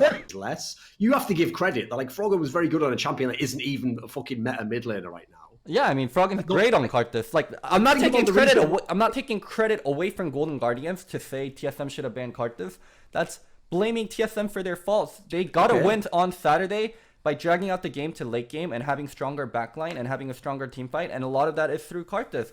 Identify that and be like, hey, we should ban Karthus. This team, they suck when they play proactive, and they're winning through late game. Let's ban Karthus. Like, think about this. Part of the reason that's not even played as a mid lane champion, what escape does it have? It's the most fucking gankable champion of the universe. Because all it can do either is just CS from a million miles away, in which case he can't attack you and can't pressure you, or you're just going behind it. Well, look what they were fucking playing on TSM. Why were they never able to get any ganks off? Because they play one of the most ungankable players of all time. Suck it. It's true. It's absolutely a fact. Thorin, what do you think the future is for this Golden Guardians team then? Are they going to stick with this late game style? Well, the main question is, for me, it's not about player strength. It's about like actual. That's why I said. You notice that's why I specifically asked you that question when there was 0-4. I said, okay, so are you saying all these players suck? Of course not. Like, they've still got some good players. So the question is, can they actually make the players work? Like, at the moment, this just looks like, in line with what Sid said, like a Band-Aid style. Like, it's just the only thing they could find that vaguely works, and they're doing it. So that's not a very positive sign, because if it's true that they were doing well in all these scrims, the aim should obviously be to replicate something you're doing there, like, for example, to be an aggressive team. So unless they can get to that, they're not going to be a top team. Obviously, they're going to win games. Like, I think if you look at this, they're going to definitely steal some more games. Like, if you look at some of the bad teams, they can definitely go head-to-head. I don't think at the moment, they don't look like a playoff team. So I guess this week will decide a lot. So they won't place top 4? That was our bet, remember? It's not over yet, mate. Here's the thing. Here's the logic, right, Local? What would the point in giving up the bet be now? Then I can't win at all, can I? It's like, if I'm already going to lose the bet anyway, I might as well ride it out, right? A bit like you, just like, well, maybe in the 4th split in a row, Bjergsen can do fucking something, and then I won't have to blame him. Okay. Anyway. It's like I bet after every fucking show, like a little red phone just calls in the background, like Batman back in the 1966 TV show. And you just pick it up like, yeah, sorry, Lord Bjergsen, what did I say wrong this episode? And he's like, listen, motherfucker, now, even though you're not even my coach anymore, I'm still telling you what to do, but don't ever blame me. Anyway. Hangs up the phone. Then he just calls up Svenskeren, who's like asleep, literally wakes him up. Huh? What is it? What is it? Bjergsen's like, don't ever fucking come to my lane. He's like, I'm not even on your team anymore. He goes, oh, sorry, yeah, my bad. I had you on speed dial, my bad. No ideas as well, but like, it's like a stack. It's like Matroska. They just eggs within eggs. Yeah, like, bro, no, that's bro. Literally, I'm telling you, if I'm coach for a fucking split by week 1 of my players is dead. Somebody is dead at the end of the first week. Could be myself too. I mean, it's just somebody's dying. The upside is that Dom could reach some of the toxic players. Like, if he was talking to Dardoch, he was like, Dardoch, you can actually still be the same asshole you are, but I'll teach you to mask it and to pretend like you're reformed. And Dardoch could be like, can you learn such a power? You're like, not from a Jedi. There we go. Twinkle means. Not bad. There we go. Okay, let's so goddamn true. Funnily enough, you guys are both wearing TL. Let's talk about our final team. Thorin, why don't you open up with the double lift comments? Yeah, here's the thing, right? So Doublelift made this flame, which obviously, I mean, it's not like Doublelift himself posted to Reddit, but because it's Doublelift flame, it got to the top of Reddit and everyone was loving it, where he said that Loco had been fired from every team he worked for or whatever. Obviously, as a way to flame him, right? My problem with this is, right, people already know. Got a lot of love for Doublelift, known him a long time. I'm generally someone who probably defends him most of the time. I will say on this one, though, Doublelift. Right, let's look at the teams you were on. CLG. Bro. They kicked you out of the team. They kicked you out of the team when you won the LCS, you cretin. That's how. But you were so bad. They were like, we have just won and like accomplished all of our dreams. Should we keep that guy? Fuck no. And they kicked you out of the team. Then you go to TSM. They're winning all the splits. Tell you what, this Doublelift guy is probably the best AD carry to ever play for our org. What should we do? Kick him? Yes. And then like it's like he's been kicked from every team. How can he say that? It's the exact same criticism. And yet what's mad is this, Loco. I've no doubt if he was addressing that, he'd go, well, there's context to that. I had a strained relationship with Afromu, and then in TSM, it's between me and Bjergsen. Like, yeah, there's context like that for Loco's career. Well, like, everyone can just make a throwaway comment, can't they? Come on. I'll bring context for some of the stuff. Lane. So after the TSM stuff, Lena reached out to me to do content for TSM. And at that point, I already semi-committed to TL. And we didn't sign contracts yet, but I told Lena, I gave Steve my word, and like he's getting me a shot as a content creator, so I'm gonna go with TL instead of going back to TSM to do content creation. So I mean, first, like TSM maybe didn't want me back at the coaching role, but relationship was good there. And recently, this offseason, Doublelift, your fucking team Liquid, asked me to commentate Academy games and asked me to work with them. And I mean, we talked about it. There were some details that either party couldn't agree on, and we ended up not doing it. And Loco asked for too much money, dude. Just say it. Just say it. Loco asked for too much money, and they say, "Fuck you, we're not paying." Oh, by the way, I'm just going to say this, Doublelift. You know the story of this as well. The Golden Guardians one doesn't count. Like I know Loco doesn't want to go into it. We're not ever going to go into that details, but I'll just say that was a totally bullshit firing. That had nothing to do with coaching ability, and that shouldn't even be referenced. Like you can reference the team at TSM one if you want, that's fine, but that shouldn't even be on the table. Exclude that one. And the final thing that fans don't know. Me and Doublelift used to be really close friends, and we had drama between us, and then that's why Doublelift doesn't like me. Like, Doublelift isn't publicly going and, like, saying this comment because he thinks I'm a bad coach. He's doing this because we don't like each other because of a personal drama that happened, and fans are feeding off it. So I'm not going to go into the personal drama. I don't want to air out dirty laundry. If you ever make me break character again and defend Loco, I'll fucking end you. I'll start talking about you at Worlds. I'll do the first ever Thorin VOD review, and it'll just be all your games at Worlds, cocksucker. Don't push me. All I'm saying is we've been having problem with. Like Alfari is a great laner, maybe just even quickly, better than before I Thraz. forget it, right? Yeah. I just thought of one of the most unreasonable jokes I think I've ever thought of, right? Which is this. The problem is, you're right, Loco. If you watch from the outside, people are going to think the problem with this team is no shot calling. Because when you watch them in the game, like no direction, they're very poor at following up on stuff, don't even know how to engage on fucking enemies. So you're going to think not enough shot callers. No, that's the problem. Obviously, the classic problem is too many cooks. Yeah. Because if you've got too many cooks, they're all saying, well, I want to make this dish and I want to add this ingredient. No, the problem they have is too many cocks with a U, because what they do is they just stand by and watch all their friends get fucked. They just stand by and just go, fucking hell, I don't want that shit, but I'll watch. It's like, anyway, you can edit that part if you want. I thought it was all right. I said it was unreasonable.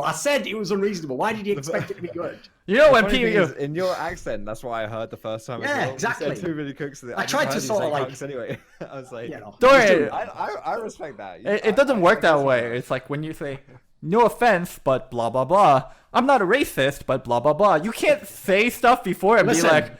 Listen, what? I never say no offense, and I definitely never say, well, I won't make a joke as I don't say I'm not a racist, but anyway, I definitely never say no offense. All I told you was, to basically open up, this shit's coming in. Okay. Which is actually probably what fucking Swaz says when junglers go in mid or something.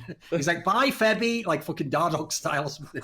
That's the other thing. I actually have a theory, right? This is pure speculation. I don't know. Even though I know some of the players in the team, I've never asked them about this at all. This team, to me, another reason why I think this team is absolutely washed. Like, I don't think they can do it. I think even if they make the playoffs, they're washed. Is because when you look at a team with this many good players, and like I say, individually, not many of them have played that badly, even over the split. It's just as a team, they've played terribly. I think that what happens as well in a team like that is you get a mentality where no one is going to sacrifice for anyone else. It's like when you're in a scenario where you're losing and you're like, right, well, I'm going to try and at least look decent. Like, I'm not going to fucking be the one who loses the game here by doing that, or he looks good and I'm shit. Like, they don't trust each other. They don't have any cohesion in that way. Mm-hmm. Pure speculation. I don't actually know, obviously. It's strange because, especially with Maxwell, I never really pegged him as like a selfish style jungler. There are some junglers who you look at and they're like very resource intensive, and a lot of people have pegged him this season though. Yeah, yes. That's keep the theme going, man. The community has definitely done their fair share of that as well. Exactly. But it is like, this has to be one of the great mysteries for me, at least. By the way, I'll just say this is one of the episodes where I just realized that Loco was sort of like, I'm getting really hard. It's getting hard to get sponsors for this show because of some of the things you say. It's like I am having a flashback as I say some of that stuff. Like, can't see why that would be Loco. It seems fine to me. It's just like The Dive. What do you mean? Dude, it's just a fucking cool entertainment podcast. It wasn't enough Can that. you imagine if they brought me on The Dive or something? It'd be just banned immediately, wouldn't it? And they wouldn't bring you on first of all. Well, we'll see about that. Okay. All I'll do is this. I'm going to throw something out there. It's got nothing to do with. I won't tell you what it's got to do with it. But at some point this year, you will see me potentially on a League of Legends broadcast on a Riot. And it'll be big boy shit. I'm not going to tell you any more because I'm not going to give any hints, but I'm just going to tell you it'll be big boy shit. Okay, on a Riot That's all you need broadcast? to know. Okay. Well, it'll be big boy shit. I always wanted to say this to you, Thorin. Like, in that game against Excel. Wait, You're it's a playing pentakill, like 10 Kaiser minutes. and you have 7 kills, right? Yeah. Guys, could you all just play like human beings so I can carry this entire motherfucking game? Oh, what's that? You can't, and I'm never going to get a chance to. Well, no problem there. That's like, I'll give you the, well, this is a Thorin analogy. No cake involved. That's Okay. like the hottest girl in the world. Oh, she's God. like, she starts dancing with you in the club. You think, fucking hell, this is sick. She's like, should we go back to your place or mine? Right, before you can even get there, it's so crazy, like she's making out with you in the alley, in the car. She's like touching your dick, everything. You go, oh, this is going to be fucking amazing. Oh, and then God. last second, right, when you're really excited, she just slams the fucking door in your face. You go, what the fuck? What the fuck? What the? That's like what Upset's experience was like there. He was just getting cock teased the whole game long. He's like, oh my God, this is going to be so good, so good. And then it's like, to be fair, the only way I enjoyed it is I do also hate when you play against a Kaiser that's fed like that. So it was satisfying seeing a Kaiser just like get fucked completely. Like, get out of this game, you broken ass champion. I think that was the first time I've seen someone get a pentakill that early, and then I'm pretty sure for literally the entire rest of the game, she didn't get another kill. Oh. She got to that 7 kill from a penta in like 10 minutes, and then fuck it, left the game on 7 kills as well. I think Quickshot said that was the only time this split in LEC where someone got a pentakill and didn't win the game. There you go. And in that Back to LCS. guy though, so we won't sign him though. We'll just get this other guy that's never done it though. It's like, so you're telling, so Giamonte's job is to cosplay Paul Belter and be a tribute band. Come, just get Paul Belter. Clutch Gaming, you have money. You have money. Okay. Let's go to CLG. I actually here's the thing. You know what? Here's my analogy. The problem with Clutch Gaming is this: every time you think they're going to take a shot, they're like the Houston Rockets, James Harden. They take 3 steps back first. Oh, that's fucking genius, mate. If you know anything about basketball, that was God tier. There's a thing in the NBA called the 0 step now, where you basically can take 3 steps instead of 2. But anyway, don't worry about that. That one went over your heads. I see. I need to get back to my fucking cartoons from the 90s or something. Well, anyway, in Thundercats, the thing about Paul Belter, come on. Okay. Right, go on, the next team. Oh, CLG. Holy shit. What the fuck are you guys doing? Oh, last and week? also, here's the thing though: the only way that NA mids aren't like James Harden is James Harden absolutely can travel. That was Jesus good. Christ. Anyway, that's enough flaming James Harden for this episode. Let's go back to LCS. That's what gets you. What the fuck is CLG doing? They were almost locked for playoffs. They used Auto and Moon. They lost both games in a winnable weekend, and now they're out of playoff. They look like they're not going to make playoffs. I actually think 100 Thieves are better than CLG. Ugh. I think 100 Thieves. Sure, I think 100 Thieves are better than CLG, and I think they have a way better chance of making playoffs based on the schedule. Like, why at that moment do you bench 2 players? Why at the critical moment where? Well, I know you're just saying it as a rhetorical device, but you're friends with the guy. Just reach out to the coach. You know, ask him. Say, listen, what kind of mind game were you playing with me and everyone else who likes League of Legends that you thought this would work? He'll go, listen, Loco. Well, they wouldn't actually, because that's Marshall. I'd go, that's copyrighted. Don't you dare say that. He'd say, can I talk to you, please, Loco? And then he'd go, you have to understand, Loco, talent, as you understand it, doesn't exist. And then you'd go, yeah, but you're the coach of CLG. You'd go, oh, my bad. Yeah, I've just looked at the other teams. Actually, it definitely exists. Fuck. Why did they send those players to Academy? Why did they put Wiggly down there? I'm never ever going to try to question Weldon about something, because I know I'll just ask him a straightforward question and he'll give me an answer for 5 minutes. And at the end of the answer, I just want to tell him, you didn't answer my question. You just gave me an antidote on He's like that meme. Why you're a great coach. And I'm just like, I want the answer to the question. That's how I feel every time I talk to Weldon. It's, you never answer my fucking question. It's like, Loco, you don't understand. Like, I know you've only been a coach in this esports thing. I actually coached the most successful 38-year-old female swimmers that Finland's ever produced. And, they were winning like bronze medals. Sometimes they were qualifying for the over 35s, and, the heats were pretty good. And so anyway, I've been using have you ever thought, Loco, your problem in the game is you're always trying to not lose. Maybe you should try and win. And then he just looks around. Do I get paid now? And then they go, you've got to do the draft as well. Actually, does that guy, what do you think of the other guy? Is the other guy any good? Irene, yeah. Irene. So here's my thing. Did you hear about the Zion Spartan thing? Yeah, where he doesn't know it was Darshan. He came in, and then he learned, like, after a few weeks that he was like, oh, Darshan is Zion Spartan. I used to watch that. He had no idea they were the same person. To be fair, even though when he was Darshan, he did win the LCS, if you missed the middle part and you only saw Zion Spartan, and then the last couple of years you saw Darshan, you could make that mistake. True. You could be like, was that like his twin brother that like had some sort of like problem with his hands or something? Did he get to play as well? Cool.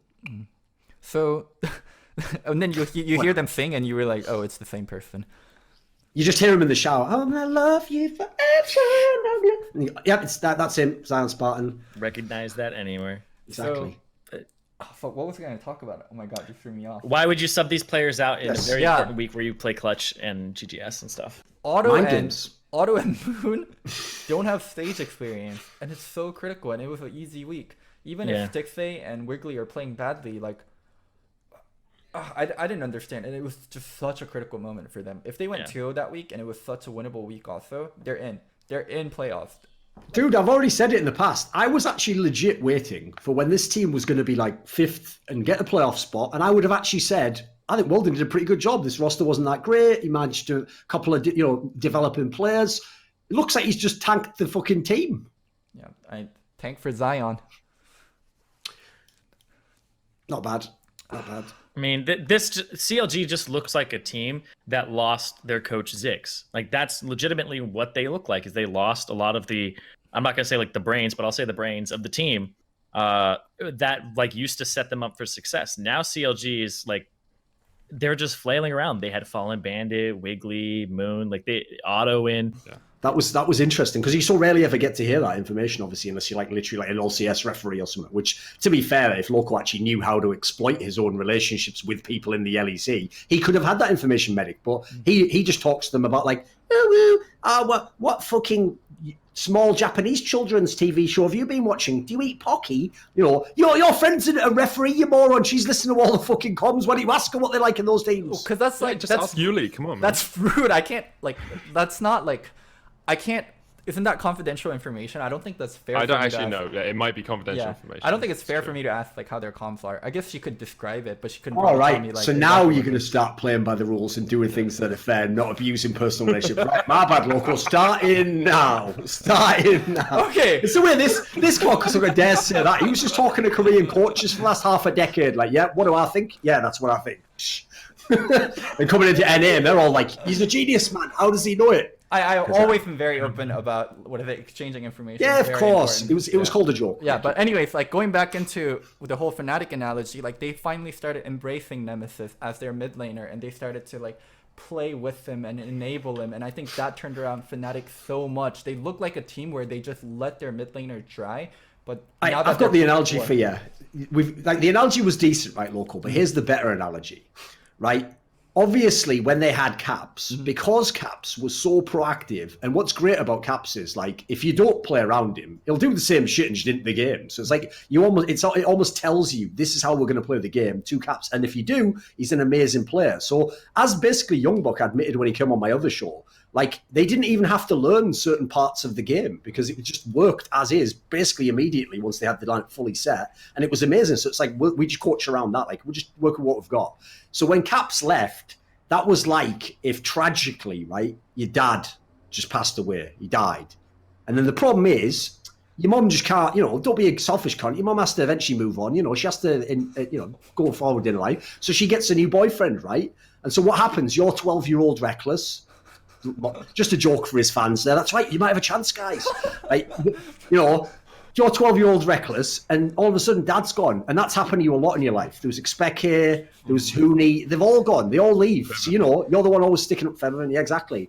So what happens is, when your mom gets the new dad, right, okay, you tolerate him at first because, it's for the sake of your mom. She's asked you to give him a chance. But, if there's ever any conflict or any key moment, you're going to be like, you're not my dad. Don't fucking tell me what to do.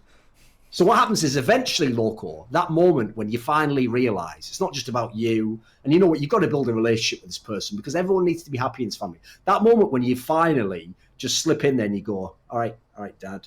And then he goes, oh, yes, so, yes, young reckless. Now you can trust me. I'll never leave you. And then that's what happened with Nemesis. Yeah, there's the analogy for you. And we all know next year, an NA team. You're definitely going to leave. Yeah. Dude, Loco just gets Patrick. So. No. The one with the guy that his twin brother that had the cooler name that actually understood, the way that aliases work. Yeah. Anyway. So the really exciting thing for me about OG is I think OG is what TSM was supposed to be during the Zben Mithi era. No, here's the thing. What? Listen, guys, Well, I'm going to do you a favor now. I'm going to do you a favor, Loco.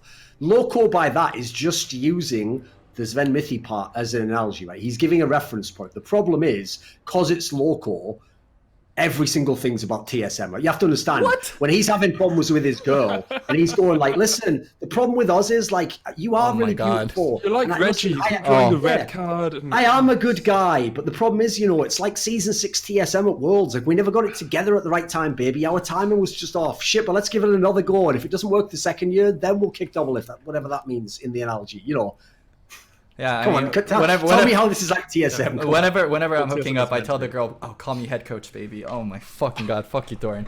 So, mate, you say that as a joke, but are you telling me that you think the fans? If I ask the fans right now in the chat to say yes or no, do you believe Loco ever, just as a way to, just to retain that little bit of a thrill in his life, has ever asked the girl to let him cosplay as the TSM head coach? What the fuck? Why the fuck would I ever do that? Like, listen, I'm the coach now, and I'm gonna do pick bands, do everything I say. I hate you. I hate you. Back to my origin. And chat literally is just spamming. Yeah, chat is just spamming. They know. Oh my god. See, I'm like fucking, what's his name? Like Maximus from Gladiator. Like, are you not entertained? And they are local. They are. So, anyway, how is it like TSM? Come on, the Xenovision. Give us this analogy. So, OG actually scales up to a certain point, and then they do something, and then they do team fight, and then I think that's what TSM fans were expecting out of the Mitty team. Like, oh, we're scaling. We have Bjergsen, Zven, and Mitty. We're scaling.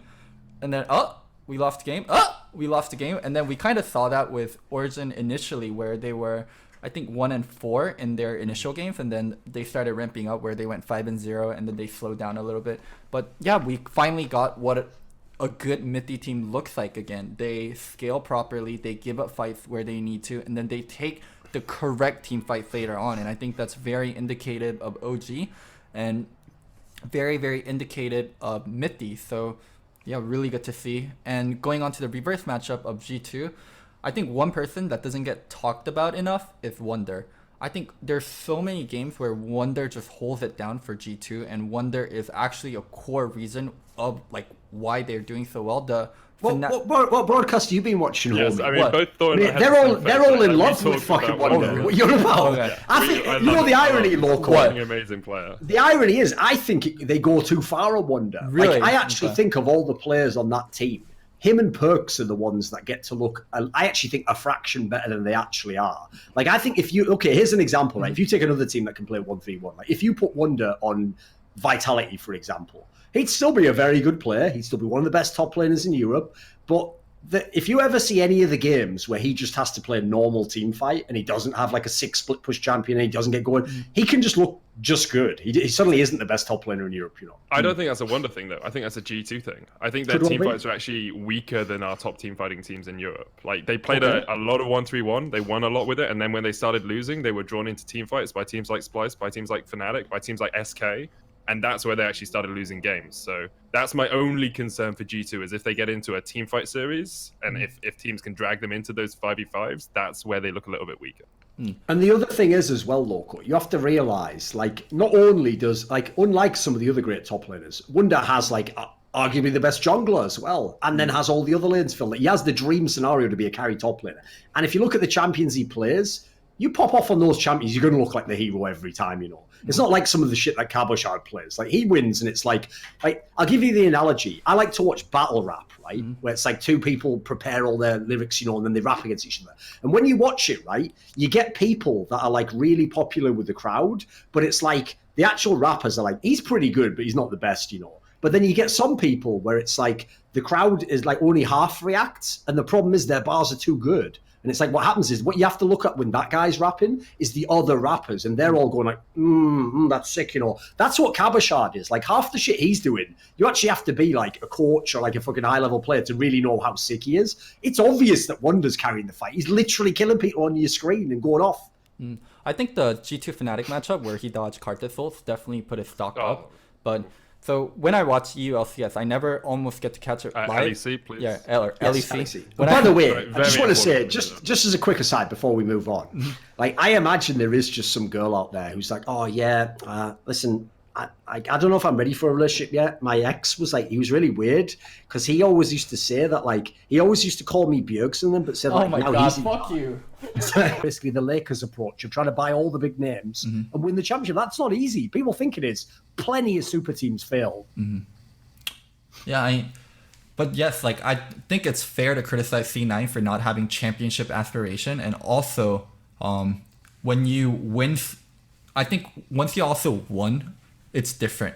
Like, for teams like C9 that already had championship aspirations and their brand identity isn't core to winning, like for TSM, it's completely different. Like, TSM's brand identity lives and dies with them winning. Like, when TSM doesn't win, like, their fans are fucking angry. But for C9, like, they're getting by and they're making do, and their brand identity still stands without winning.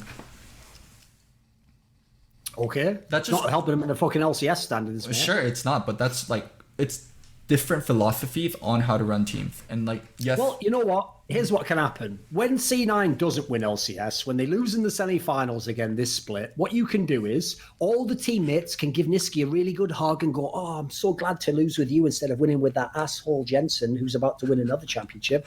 And then Jack can pull out a big wad of $10,000 bills and go, so glad to have you with me, rather than another championship.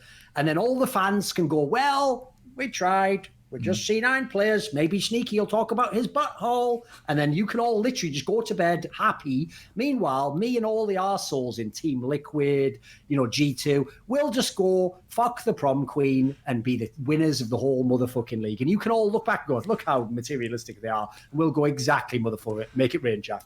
I think C9. No, I think C9's willing to spend money if they think it makes sense. Like they were willing to put a bid in for Caps. Like when they think it makes sense, I think they're willing to spend the money. But when it doesn't make sense, like they don't spend the money. Well, let me know when they spend some money, because at the moment, they ain't spending dick, mate. They're just min-maxing it. And listen, it's like I said before. If you were, I'll give you an example of it. If you were CLG and you had their lineup, I'd go, you fucking killed it on the transfer market. How did you do it? Like, just stick with this. Even if you come third, that's still really good for you. The problem I can say is, if you're Cloud9, you still have the clout of like you used to be a championship org. You still got some very good players that you could attract other pieces with as well. You've got a coach that people probably want to play for. They respect him. He's one coach of the split. Like, the problem is, if you wait a couple of years before you make the big signing, you'll have a team that's not that good anymore. Okay. And I never used to know what that meant. Becky. It's like, Becky. yeah. No interviews. Anything else? All right. Luckily, there's still one guy out there in the scene who'll do his fucking 200th Reckless interview, his 997th Doublelift interview, his 17th Bjergsen interview. There's still that guy out in the scene, so he'll take care of that for you, mate. Don't worry. Very generic, ABC interviews. They'll still be out there. I want to tell you guys, you fans out there. So don't get disheartened. It's still okay. Loco was still leveling up anyway. Maybe one time he comes back to it and he gets better. Anything else you want to end on other than being mean to Travis? I think we've checked it all off. Like TSM overrated, probably going to be shit. Cloud9, bunch of pussies. Show me the fucking receipts. What else? Crown, holy shit, so good looking. Keep wearing that little cross earring. Really works for me. Kind of has that anime vibe where you feel like a killer. Who else? Meteor should be on TSM. I think we covered that one. Froggen, probably a lot better than everyone gives him credit for because everyone's not me. Weldon gets some credit for now. Still reserve the right to make fun of him at all opportunities for stuff not to do with his coaching. I think that's about it, right? I think we've covered everything. Hooney, a $1 million waste of time, zero trick player. There we go. Damn, every week it's the same shit over and over again. Exactly. It's all like a sitcom. It's like Seinfeld, we hit the same beats every time. We're bringing it's like everyone comes in, oh, it's wacky old Froggen again. Haha, what's he playing this week, guys? Like, exactly. Someone, if they're out there, if anyone out there has talent who's a video editor, make like an intro. And you can listen, it doesn't have to be Seinfeld. Pick any sitcom intro. But I want one of those classic American sitcom intros where, they're even turning to the camera. And Mitch Ryder's playing Locodoco in this episode. I want one of those and just put our heads on it. And then all the guests, put us the other people on the show, all the people we'd never stop talking about, like Bjergsen, fucking Dardock, like put all of those Came over to NA. I think he would not do well. I think like of course not. Yeah. Coaching NA millennials is like holy fuck. It's the Korean work ethic, dude. I have a friend that he's fucked off and trying to do like entrepreneurial shit on his own. His work ethic is literally like basically until his body gives out and then do it again. Until his body gives out and then do it again. Like the limits of practice are until I cannot possibly do it anymore. It's not whether I can do it poorly or well. It's until my body is begging me to stop, I will continue to do it. Speaking of which, that is a perfect segue because as great as this episode was, we have to end it now because on my digital fan, it says that the room is indeed 30 degrees, which you don't know what that means because it's in Celsius. I do not. But that is way too hot.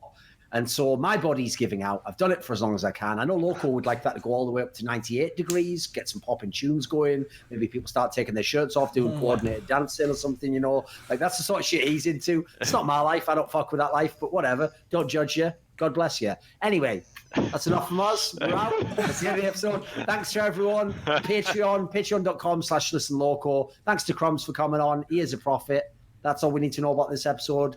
Rogue would probably beat TSM. No, they would not. Copyright Locodoco. All right. Clean your motherfucking room. Thorin, thank you so much for the great Very outro. good. Crumbs, do you have any final words before we close out the show? No, I don't have any. Just watch the LCS and go to framerate. Actually, framerate.gg. There you go. User submitted highlights. Win cash for your highlights. Hashtag ad. I mean, if you own it, you don't have to hashtag ad. Then I do not have to hashtag ad. Okay. Framelate.gg. All right. Thank you so much for being on the show, Crumbs. Bye. Thanks for having me, guys. GG. Bjergsen struggling and Loco. Bjergsen struggling and Loco, the actual cocksucker Loco, is calling this guy still the best mid laner in LCS. Like at this point, Bjergsen would actually have to just chain feed every game, and Loco would still be like, maybe he was tactically chain feeding to allow Broken Blade to get priority in his lane. Let me check. Is the note right? Yes, priority. That's the right term. Like, I love your viewpoint on Bjergsen. I love your viewpoint on Bjergsen versus viewpoint on Froggen. Like, Froggen with shit teammates. Look at the shitty teammates and look at what Froggen's doing with the shit ass teammates. Wait a minute. Let me just check. Go. You are saying Bjergsen has shit teammates, right? Yeah, of course he does right now. Oh, how the tune has changed. Because when it was in the spring, you had all these motherfuckers like all pro. You were like, when were they all pro for me? What? You were loving it. You had Broken Blade like fucking second best top in the league or something. He was at that point. And that's what we expected out of him. Yeah. And now he turned back. Yeah, guess what? Then the clock fucking struck 12 and now he turned back into a Turkish league top lane player. What is it? My opinion changed based on how the player has performed. Instead of staying with one opinion the whole fucking time, I actually thought about, this player is good, this player is bad. Loco, my bad. Sorry, I apologise. Your opinion changed, not stayed the same. So yeah, again, as you were saying, Bjergsen best mid laner in LCS? Yes, of course. I mean, facts. There's some hard facts that stay true no matter what. There's not a single hard fact. That is a hard fact. That is a hard fact. Best mid. Name one hard fact. Look at where would TSM be without Bjergsen right now? Where would TSM be without Bjergsen? That's a question. That's a question. The fact is, Bjergsen is so fucking good. Like, overruled. Not a fact. Oh my god. I'm pulling this out my court case. Oh my god. Stenographer, delete that from the record. That was all bullshit. Oh my god.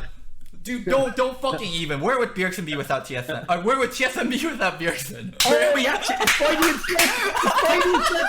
Put that in, editor. That's the beginning of the episode. Even though it's not an LCS episode, the Freudian slip. We got him after all, boys. We got him. Where would TSM be without Bjerg? Where would TSM? Where Bjergsen would be? He'd probably be the starting mid lane Optic, wouldn't he?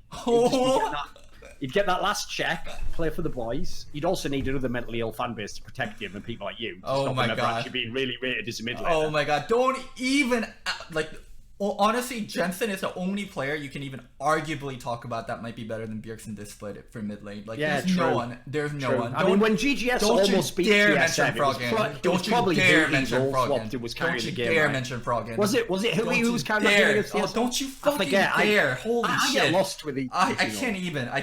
Could you imagine if Bjergsen had the same teammates Froggen had now? Could you even imagine it? What? Bjerg would be doing better than Froggen is. If Bjerg played for GGS, I've got one thing to say would be placed better. I've got one thing to say to you, Loco. You told me that players get the teammates they deserve, basically, and that Froggen basically. So by your own logic, Bjergsen has all the. No. They didn't play her in the jungle when she was like. He means jungle. We did play in what is it? Spring. No. Wait, contracts brought it out and people started playing Camille. Like, we definitely did play Camille. Solo queue. No, Loco. He just locked in Camille. He didn't play Camille. He just locked it in. Like, there's a key distinction to be made there. Like, yes. Contracts has barely ever played many champions. He's played about 2.5 champions himself. Okay. God damn it. And one of those is called Froggen. Anyway. All right, so solo queue Camille's and Jao was really scary. There's actually there's. And then also the threshold. You have to realize. Let me just quickly say this: LS Local. Even though this is not an LCS show, I'll just tell you the one analogy you need to understand about contracts, and then you will never again question Froggen or Golden Guardians. You'll understand the way that the team works. You think that Froggen's being selfish because he plays around himself, he gets his picks, he does what he needs.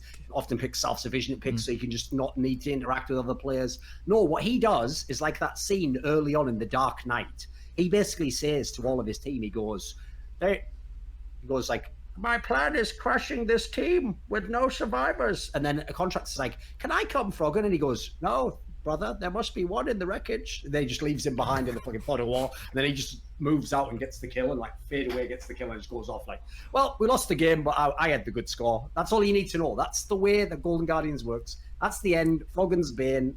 Except he was the real Bane if Bane didn't turn out. Froggen's a KDA player? To be a mad pussy and it was actually that woman all along. What a fucking garbage plot twist that was. And then Catwoman uses a gun to kill him because Batman couldn't win and couldn't win any other way. That is absolute hackery. Just delete the last third of each of those second and third Batman movies. Brilliant movies. Last third, pure trash. Hollywood sellout bitch. So Froggen didn't prep for the late game split push and then got split pushed on and lost? No, wait, hold on. The end of the I gotta comment on this. The end of the Bane Batman thing. I thought that was brilliant to set up for Robin, but then they never made the movie. No, but that's the point. They were never going to, though. It was the end. It was the last ever movie, Ellis. That's why it was stupid. I agree with you. If that was like launching a reboot, it makes sense. But in the end, they just did it to just be clever, like because he's so and then that guy in the most ridiculous fashion ever. I think it was like Matt Damon or something came out like, anyway, here's the keys. Oh, they're under your real birth name, Robin. It's like, could you fucking telegraph this anymore? Like, could you have the fucking like a skywriting like it's Robin, his sidekick, like fucking hell? And then he goes through like it's just absolute garbage. And then that scene at the end where Michael Caine, who's just been crying the whole movie, just looks over and sees like Bruce Wayne or whatever at that table in fucking Italy, like. And it's like, what? So every villain in the world with a massive crime network could just find this cunt in a fucking veranda table in Italy and just kill him with a fucking gun to the head. And go, hello, are you Bruce Wayne? That's how the movie should have ended. A guy just walks up out of nowhere, caps Bruce Wayne completely, and then later on they go, tragic what happened to Bruce Wayne. Anyway, here are the keys, Robin. And then like that should be the end. And then Ellis would be stood up fucking, he'd be like fucking Shia LaBeouf, just tears running down his eyes. Like, Jesus Christ, that's the name. That's a meme right there. That is a meme. Anyway, all I'm going to say is Froggen will not divide us. Of League? Probably Loco. Started off real good when he was young. Had a lot of attitude problems. Got a little bit too heavy in the Dated scene. Megan Fox? Dated Megan Fox? Basically fucked a lot of whores that were just up for the money. Oh my God. God. Then also, basically, if you remember, Shia LaBeouf basically wrecked his career by being in Transformers. That's like when Loco was the coach of TSM. I love then he was in that Transformers. shit Indiana Jones 4 movie where they're hid in a fridge. That's like when Loco tried being a support for Doublelift in CLG and playing Nunu because he was in a fridge. He was trying to get the ice compartment to work on Nunu. I'm fucking too good at this shit. I'm wasted on this scene. Why am I wasted? I should be doing like stand-up comedy in the fucking Apollo or something. Why am I on fucking League of Legends talk shows? And I'm waiting for cunts to talk about a chess version of League of Legends before I can even do my act. Someone should get one of those fucking crooks out of like vaudeville and just yank you motherfuckers off the stream when I even come in the chat. Anyway, back to the LCK. Bring it all back. Before the Dark Knight, before all of that, we were talking about the LCK. So what were you saying about the junglers again? I think that's what we were talking about. One or two people who have kind of like the people person mentality, you know. But the key thing with Soaz is you don't need him to be like, he can, especially by the way, his personality actually fits perfectly for a top lane. Think about how many top laners have just been screwed over by the meta. Like their teams just tell them, play this shit champion. No, but I could play this amazing carry. No, but we're not going to let you do that. Like, you know, if anything, the mentality that he has of like, I'm just going to do my job is exactly what you want in a top laner. Like, that's why. Like, I thought I knew him. I guess I didn't. Yes. Like, No, the thing is, I'd actually forgotten. Listen, I have a pretty good memory, Loco, but I had actually forgotten that because he mentioned this on like one of our past episodes, maybe the one with Monty or the first episode of this. But there was a time when I came to NA to do those interviews, if you remember, with the Cloud9 players when like Meteos and High was still on the team. And when I came towards the end of that trip, they had like a house party, I think like High or something through it, you know, and a whole bunch of players were there. And Loco did come in, and then he just, you know, like he does, he did at the time we were still beefing, you know. He just walked up, and you know, this is a house party, so you're supposed to sort of let loose, you know, and like forget all the business shit. But Loco did walk by and go like, "Hey Thorin," and I did just say "fuck off," and then just kept like drinking some who the fuck vodka or does something. that? Wait, that's so rude. I know. He's fucking with you.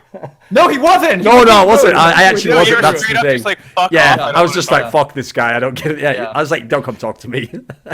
So All anyway, right, because I let's say move- fuck off to people as a lot of shit and still find a way mentally to deal with it. So if they're not the most bubbly guy, I can deal with that. The bubbly guy for me needs to be like the star mid laner who's getting all the resources, who gets all the praise from the fans. Fucking fangirls are just lining up outside his room with knee pads on after the game. Like, that guy better be lovely. He better be really nice to the top laner. He better tell the top laner, you know what, mate? I really appreciate what you did for me in this game playing fucking Cho'Gath. Thanks a million. You're the man. Anyway, I've got to go now because fucking Brittany and fucking sparkle shoes here want to talk to me about how big the future's going to be for me in this game. You know, like that's the angle I'm going with there. Like, there's certain people need to be the people person. Oh my God, Thorin. Not mentioning any names, but we all know who I might be referring to. Okay, people in this scene. Yes, moving on. Anyways, moving on to overseas NA franchising. How do you think franchising? Yeah, aggressively him on SK Telecom. That's a great move. Or if he's available, why not? Why isn't he considered for TSM? If you're going to bring in another import. TSM's not in a great position to handle Korean imports at the moment, I don't think. They only have Lustboy as a facilitator. They also do have Simon Heaven Time as a translator, but I don't think a Korean import would do very well in the current TSM atmosphere. Right, there's one more team. Assuming Cloud9 doesn't make changes, which it doesn't really seem like they're going to at the moment. So, like, does anyone think they are? The only thing is I could see someone overextending their pocketbook for Golden Glue, but that's about it. Yeah. Have at it. I mean, I don't know that we're going to wake up.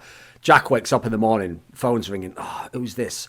You're not going to believe this. Get out of bed. Golden Glue's gone. He's gone for big money. Wait a minute. We've received big money for Golden Glue.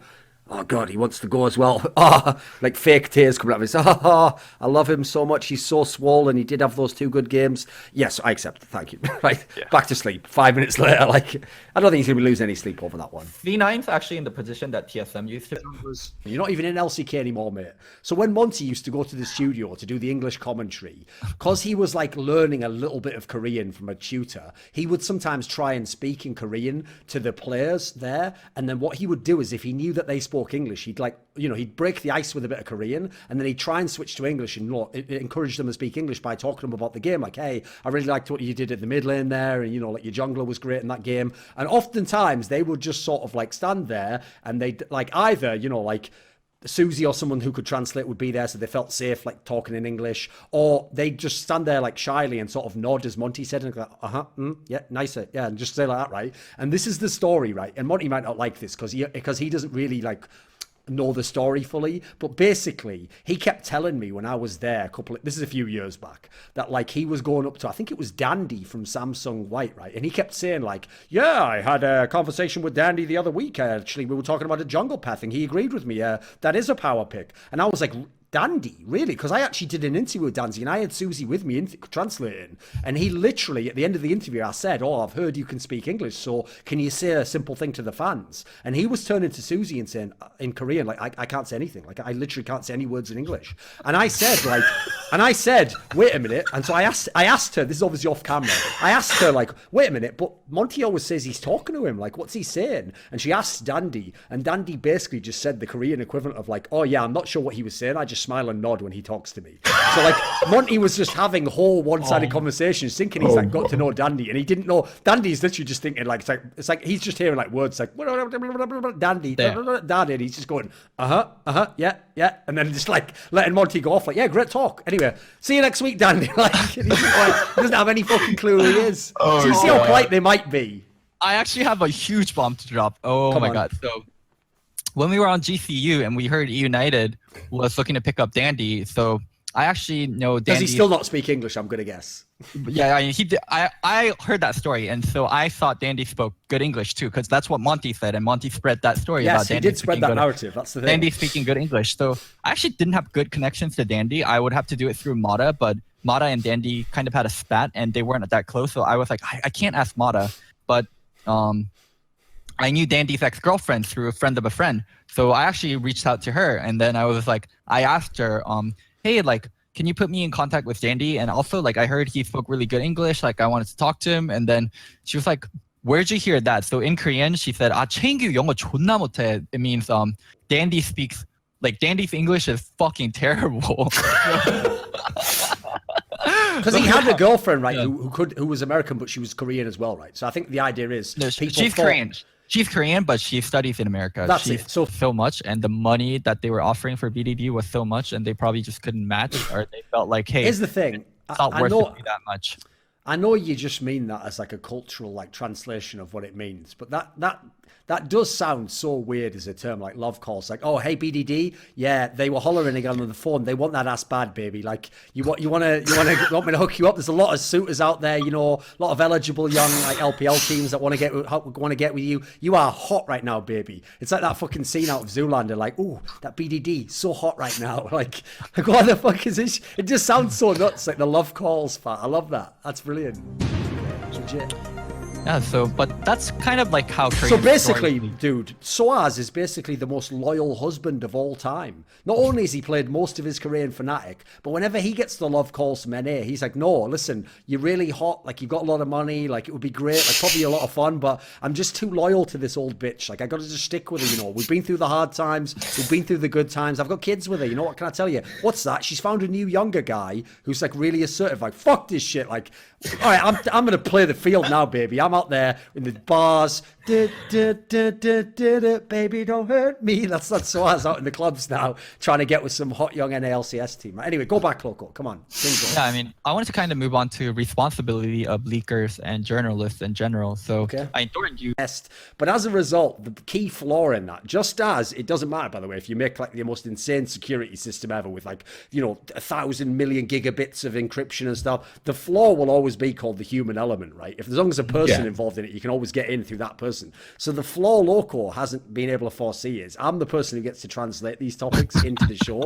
So Loco wanted to start the show, I can see from these notes here, by sort of like congratulating you on working the World's Finals, you know, like ask maybe how you got there. But my question that I'm actually interested in is this. All right, usually people have to grind for years to get to the top to do the World Finals. That's considered like the pinnacle of what you do in League of Legends. So how the fuck did you get there that fast? Like, was your old family name like Merrill or something? What's going on here? How did you get there so fast? That's what I want to know, Captain Flowers. Well, if I'm royalty, somebody forgot to inform me of that because I came from a cornfield in Ohio, man. Fair enough. So we must have had our royal lands taken away by some sort of decree in years past or something. But yeah, like a moss. No. Yeah. Oh keep my going, God, keep going. Thorin. Reel it back in. Keep going. Keep going. That's what I do. Keep going. All right. So no, I started in. I literally had never commentated a game before in my life before halfway through 2015. I just randomly started commentating my friend's solo queue games, and from there I just kept grinding and doing shit as often as I could. In bot lane, because we just like double if core J are just winning every matchup. By the way, just as an aside, obviously we all know it must have been a great moment when, you know, Sven went to the fog of war near the scuttle and got killed in that final. But forget the moment that he did the E into the brush. Did you like half come in that moment, like, oh my god, why has he done that? Oh, dude, I was laughing. That's like some shit where you start wondering if you made that happen with your own mind. Like, did I just wish that happened? Like, if you watch the TL video, I'm like jumping up in the background whenever he eat. What's good right there? Dude, what were you guys thinking when you were 0-2? Like, what was the room like when you guys were 0-2? I mean, we thought we like played badly. Like we weren't down. Like our team's a bunch of veterans. What happened is, listen, he's trying to put on a brave face, Local. What happened was they went into the back room, Doublelift turned to call JJ. He goes, sorry, you won Worlds. I guess I'm just a trash can after all. Jensen goes, fuck, I regret leaving Cloud9. I could have won there. Impact goes, I can play carries. And they go, shut the fuck up. It's not MSI yet. And then what happens is, right, as they're about to go out and lose the third game and get swept by TSM, ushering in a glorious dynasty where TSM would rule forever, what happened was someone just whispered, like, oh, it's going to be a shame when Loco wins that bet. And they're like, Locodoco's got a bet on this game? Like, this motherfucker. Like, you know, no, fucking Doublelift was getting put in a fucking pod like Anakin Skywalker. He's like, this is pod racing. Oh, Thorin, I basically decided we want kill potential on bot, and then we just killed them bot lane. So, Thorin, I have an interesting update. So, at the TL party, basically decided we want kill potential on bot, and then we just killed them bot lane. So, Thorin, I have an interesting update. So, at the TL party, me and Double spoke a bit, and we're on a clean slate now. So we'll see where things go. But maybe we were both maybe tipsy, so maybe it doesn't mean anything. But we'll see. We'll see. Like you said to him, I apologize for that time I snaked you, and then I never snaked him. And then that third time when I snaked you with the girl. Oh my god! And then that other girl that you don't know about, but I did snake you. Fucking, I'll snake you a few times. That one, she was bloody good. And then he goes, and I forgive you for playing Nunu support. And you go, oh my god, I never thought me for that. And at that moment, you realize you're in a deep spiritual connection, and now you can go forward as friends. No, it was more so like Double came up to me because of a joke, and then he was talking to my friend, and then he was like, "So are we gonna go back to not looking at each other ever again?" And then I was like, "You're the one fucking that burned me on Twitch," and then he's like, "You're the one that burned me on this," and then we actually just hashed things out.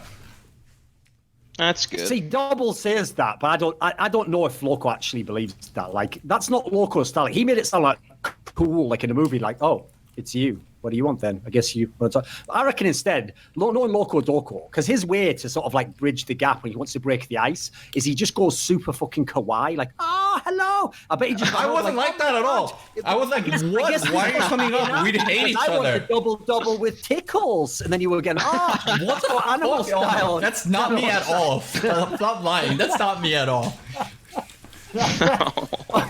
There's one thing I have to ask though. What? I've got an update for you, Loco. You're What? gonna love this. You What? want to know something mad? What? It turns out that the whole hover thing goes deeper than we knew. It was actually Jensen who did the original hover when he played against Perks at like some tournament back when Perks had the famous like Azir and Rise meme. Jensen hovered the Azir against him. So actually, when Sven did it against Jensen, that was justified. The beef goes deeper. Anyway, more updates when I get it. From the street. For those of you guys that don't know, I'm the cool silent type. I'm like Sasuke IRL. Odd flex, but okay. I know, isn't it? Like, the idea of, here's the thing. Even though I'll give him credit, right? He did do that on purpose as a joke because the contrast's so ridiculous. But like, if there's anyone that he's like, it's in no sense like Sasuke. Like, if anything, I've told him this before. He's not Naruto or Sasuke. He's like Sakura or something. What? Around, No. like, "Oh, Double, oh, I don't like you, Double." Like, you have it. You know. Then again, maybe that's what happened. Maybe when Reggie tossed you out of the fucking TSM clan, he goes, "Hate me, little brother." And then like, I can't even do it. But you get the premise of where I was going with that one. He's like, become strong so that you... No, that's how I felt about TL. That's how I felt about TL when I almost had the chance to relegate them on Golden Guardians. I was like, I'm coming back to destroy the Leaf Village. Like, I'm gonna fucking burn this shit to the ground. And then GCU was one of those really disappointing filler episodes where you've just had a sick moment between Sasuke and Naruto, and then it comes back in, and you think, "Oh, I can't wait for the next episode." You load it up, and you hear that theme tune, like, "Doot, doot, doot, doot, doot, doot, doot." And then the woman's like, the Hokage is like, "I'm going to send you on a completely pointless mission for the next 20 minutes to get some nuts because we want to get money from this show, but not have to go good storylines." That was like you in GCU, like, "Well, let's see if it works out for him." Narration, it didn't. Okay. Do you want to go to another NA team, or do you want to talk about indeed, ET? Indeed. All right. Well, let's just do Cloud9 then. So obviously Okay. it wasn't like the real Cloud9. Like, yes, they used the real roster on the first day, but they had the whole issues going on with that. What would you even say about this tournament for Cloud9? Like, is there anything to take away from it? Not really. I think it's just kind of a wash, kind of unlucky. Maybe you got Blabber some more time, but I mean, food poisoning sucks. That's kind of the takeaway from my opinion. I mean, C9 was actually sick. Because like people are like, "Oh, sick excuses." Like I had a plan with a C9 member on Sunday. They canceled. Like no one from C9 came to the party because there were multiple people sick and they didn't want other people to be contagious. Like they were actually like sick. This is not North American. I was sick excuse sick. Yeah, like I think C9 Jack did an interview with someone. I don't remember who it was. It might have been you, Loco. No, it wasn't me. Where like he basically you'd have remembered if it was local. It'd be all like awkward moments. He just asked outright, like, who are you going to kick off the team next year? And he'd be like, "Well, right, you can't really answer that." And then also at the end, they'd accidentally leave the camera rolling, and he'd be like, "Bjergsen, can I get an interview?" And he'd go, "Fuck off, you get one per year." And then just walk off down the corridor. Okay. But like C9 Jack basically said that was the takeaway from that as well. So I think sucks, but whatever. Right, let's talk about some EU teams. Wait, that's it for C9? Wait, there's what else is there to talk about? Whoa. I've got a question then. Okay, we've got an analyst on here. So here's a question for you, Kaz. Right, I won't poison the well at all, so I'll ask you just straight up. What do you think right now about Licorice as a top player? Like, where do you evaluate him? Is he good? Because, again, I won't say anything, but I just want to know, we're going in clean on this one. What do you think of him? I think his peak, I think he has like performances like this. Like if Bjergsen's this, Licorice is this right now. He used to be a lot more consistent. I don't really know what happened to him. Like this split, he's playing like dog shit relative to last year. Like I'm just gonna be straight up honest. Like he's just not playing as well. I think Impact's way outperforming him. Like he's losing matchups he shouldn't be losing. But I think he definitely has the potential to be like the best top laner in NA for sure. I mean, I worked on E United whenever he was there, as like I basically just volunteered to be an analyst for him, just get my foot in the door. And like I watched some of the scrims. This guy's really a pop-off player, but I think right now he's just in a slump. I think he'll get it. He'll turn it around. But wait a minute, you went from E United to Fnatic, the team. You had like a reverse Locodoco. He started at the top and just went down and down and down. No, I started at Direwolves. I started at Direwolves, the Oceania team. Okay. Because I was like, how are you going to get a start in esports? No LCS team's going to pick up some noob that's like some Twitter analyst. So you kind of have to start at the lowest barrier to entry. So I just reached out, got my Direwolf spot, worked with the United, and I made a Reddit post. Dare imagine that we're friends. How could I dare? Yeah. Very difficult to shit talk colleagues sometimes. Yes. Yeah. But Flame is my friend, so it's even more difficult. And he overthought his value, and he thought he was worth a lot more, and teams would be head over heels for him. And well, a lot of teams did want him, and Flame did have a lot of options. Sure. Yeah. Playing the free agency market is really hard for players. That's why you get agents, because what you think of yourself is not what other people are going to think of you. So even though if you think you're worth $10, if other people only think you're worth $5, your realistic value is $5. You know what the problem is, Loco? Like, you have to understand, earlier in the summer split, Flame was chilling by the pool, and then Bjergsen dived in, and he was like, hey, Flame, like, we should spend time together next year. And then he thought, like, oh, he's trying to poach me, and he's like, sick, I'm going to be on TSM. And then Bjergsen was just like, no, I was just planning on going to Korea. I thought maybe you could show me around. And like, oh, fuck. I thought we were all poaching nowadays. I thought this was the new thing. Pools. It's all poolside shit. But obviously, you know what they need to do now, Loco? Here's what they need to do. They need to punish G2 by creating a G2 Caps Vayne pool party themed skin, because that's how he got poached to the team. So there you go. And obviously it has to interact with the Perks AD carry skin, which somehow, like, you know, brings him over. Like it's like the Perks skin drops a little bit of cheese on the floor, and then the Caps skin has to run over like a little rat, and it gets caught in a trap. And then like that's a metaphor for what happened in the off season.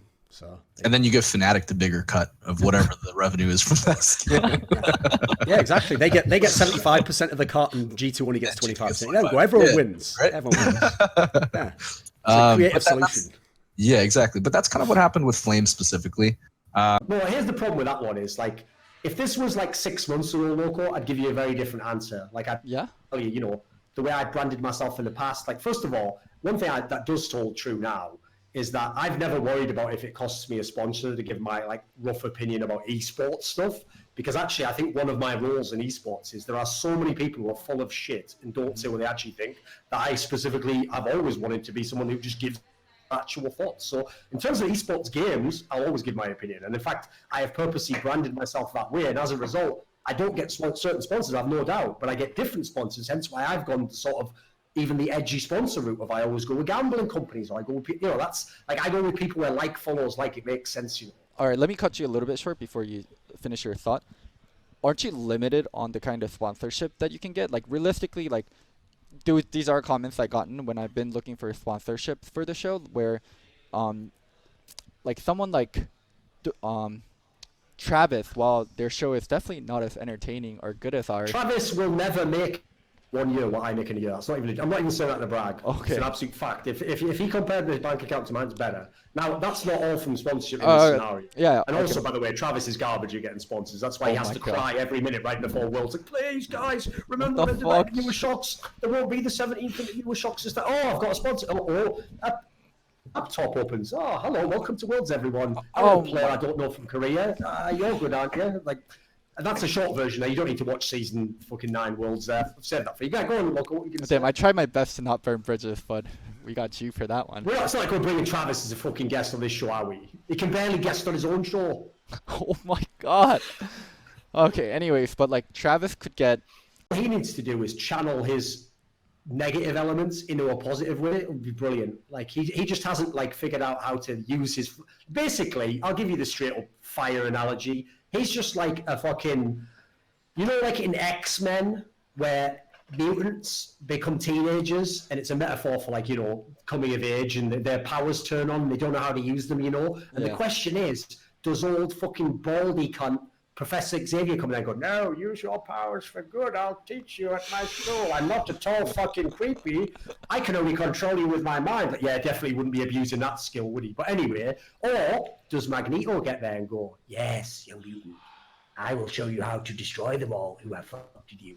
My point is, I go the other way. I go like, yes, Stardock, come over here, son.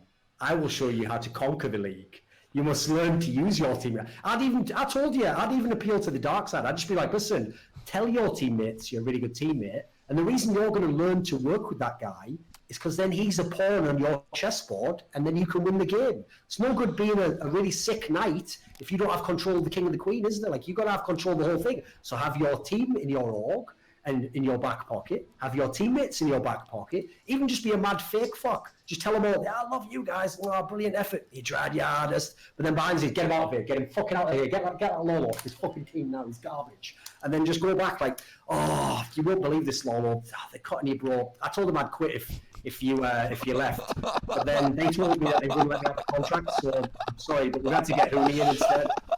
Listen, and you know what? They told me they're going to actually not let me play in the LCS if I leave, so like, you wouldn't want me to leave, would you? No, of course not. You should stay instead of me. I don't know what his fucking name is. What's his name? Like Matt or something? I don't know what the fuck Dardock's name is. What's Dardock's first name?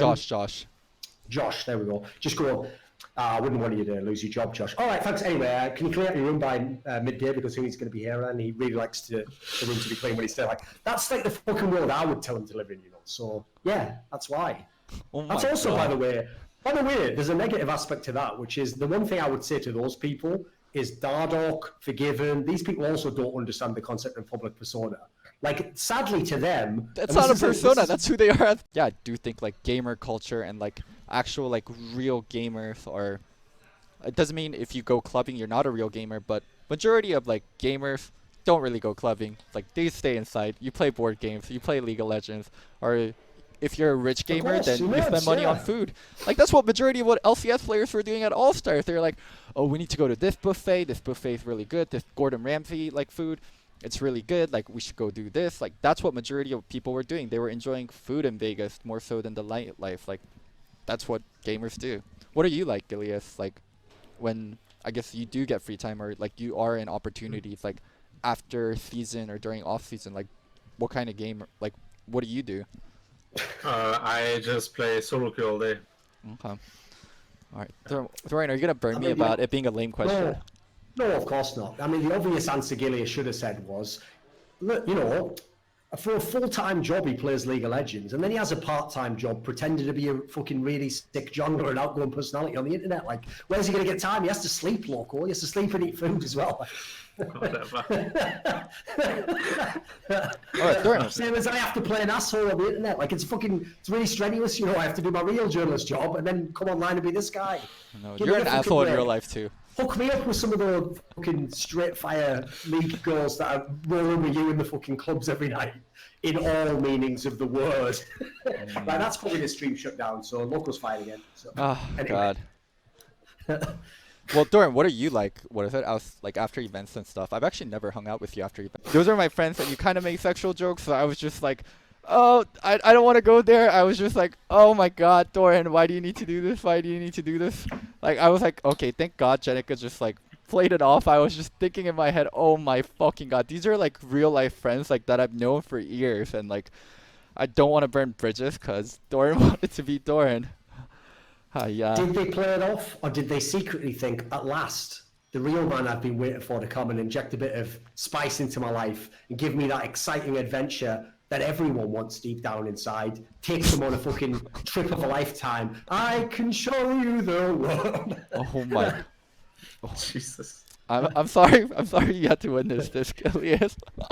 I'm sorry to everyone in chat. Oh my God. Mate, he's going to the TCL. This is the most entertaining performance he's going to see for a year. Wow. It's great content, man. What do you want? Oh, speaking of TCL, what's your expectations in TCL? Do you think you're gonna win? I don't know what TCL looks like. I don't know if Yeah. Frozen has a team. Like, what's your expectations? I think I'm gonna win as always. Yeah. Do you know the teams? Like, can you let us know? Like, I know there's the Fenerbahce team, Supermassive. I don't even know which team you're on. Like, who are like the big competitors in TCL? I think there's one competitor, and that's Supermassive, and they have Wolf, Frozen, Zeidnot, and then a jungler that's not that good. I don't know his name. And top laner, Fabulous. Okay. I don't know any of the 3 players you mentioned outside of Frozen and Wolf. They played internationally. You don't know them? No, I honestly don't know Supermassive player names. Unbelievable. You're partying way too much, man. Oh, sure, maybe. Or But, maybe I just don't watch shitty leagues. Okay. But talks about NA a lot, you know. I know. Okay. I know. You have to at least do well in NA Challenger to be able to shit talk NA. Actually, man, NA Challenger was fun, by the way. Yeah? That was actually really, really fun. I You actually- had Mad Life. Who did you have? Mad Life, Mad Fly, Phoenix, Centauran. I'm not gonna lie, my team was stacked. I was a god tier Your GM. team was completely OP, yeah. You had Licorice. You had world semi-finalist. Yeah, but it was his rookie split, you know. I mean, Licorice was really good already, but it was not this Licorice, you know. It's weird that, isn't it? So Loco listed off all those like straight fire players. He had all proven good players, you know. I wonder what it was that couldn't bring them all together to get in the LCS.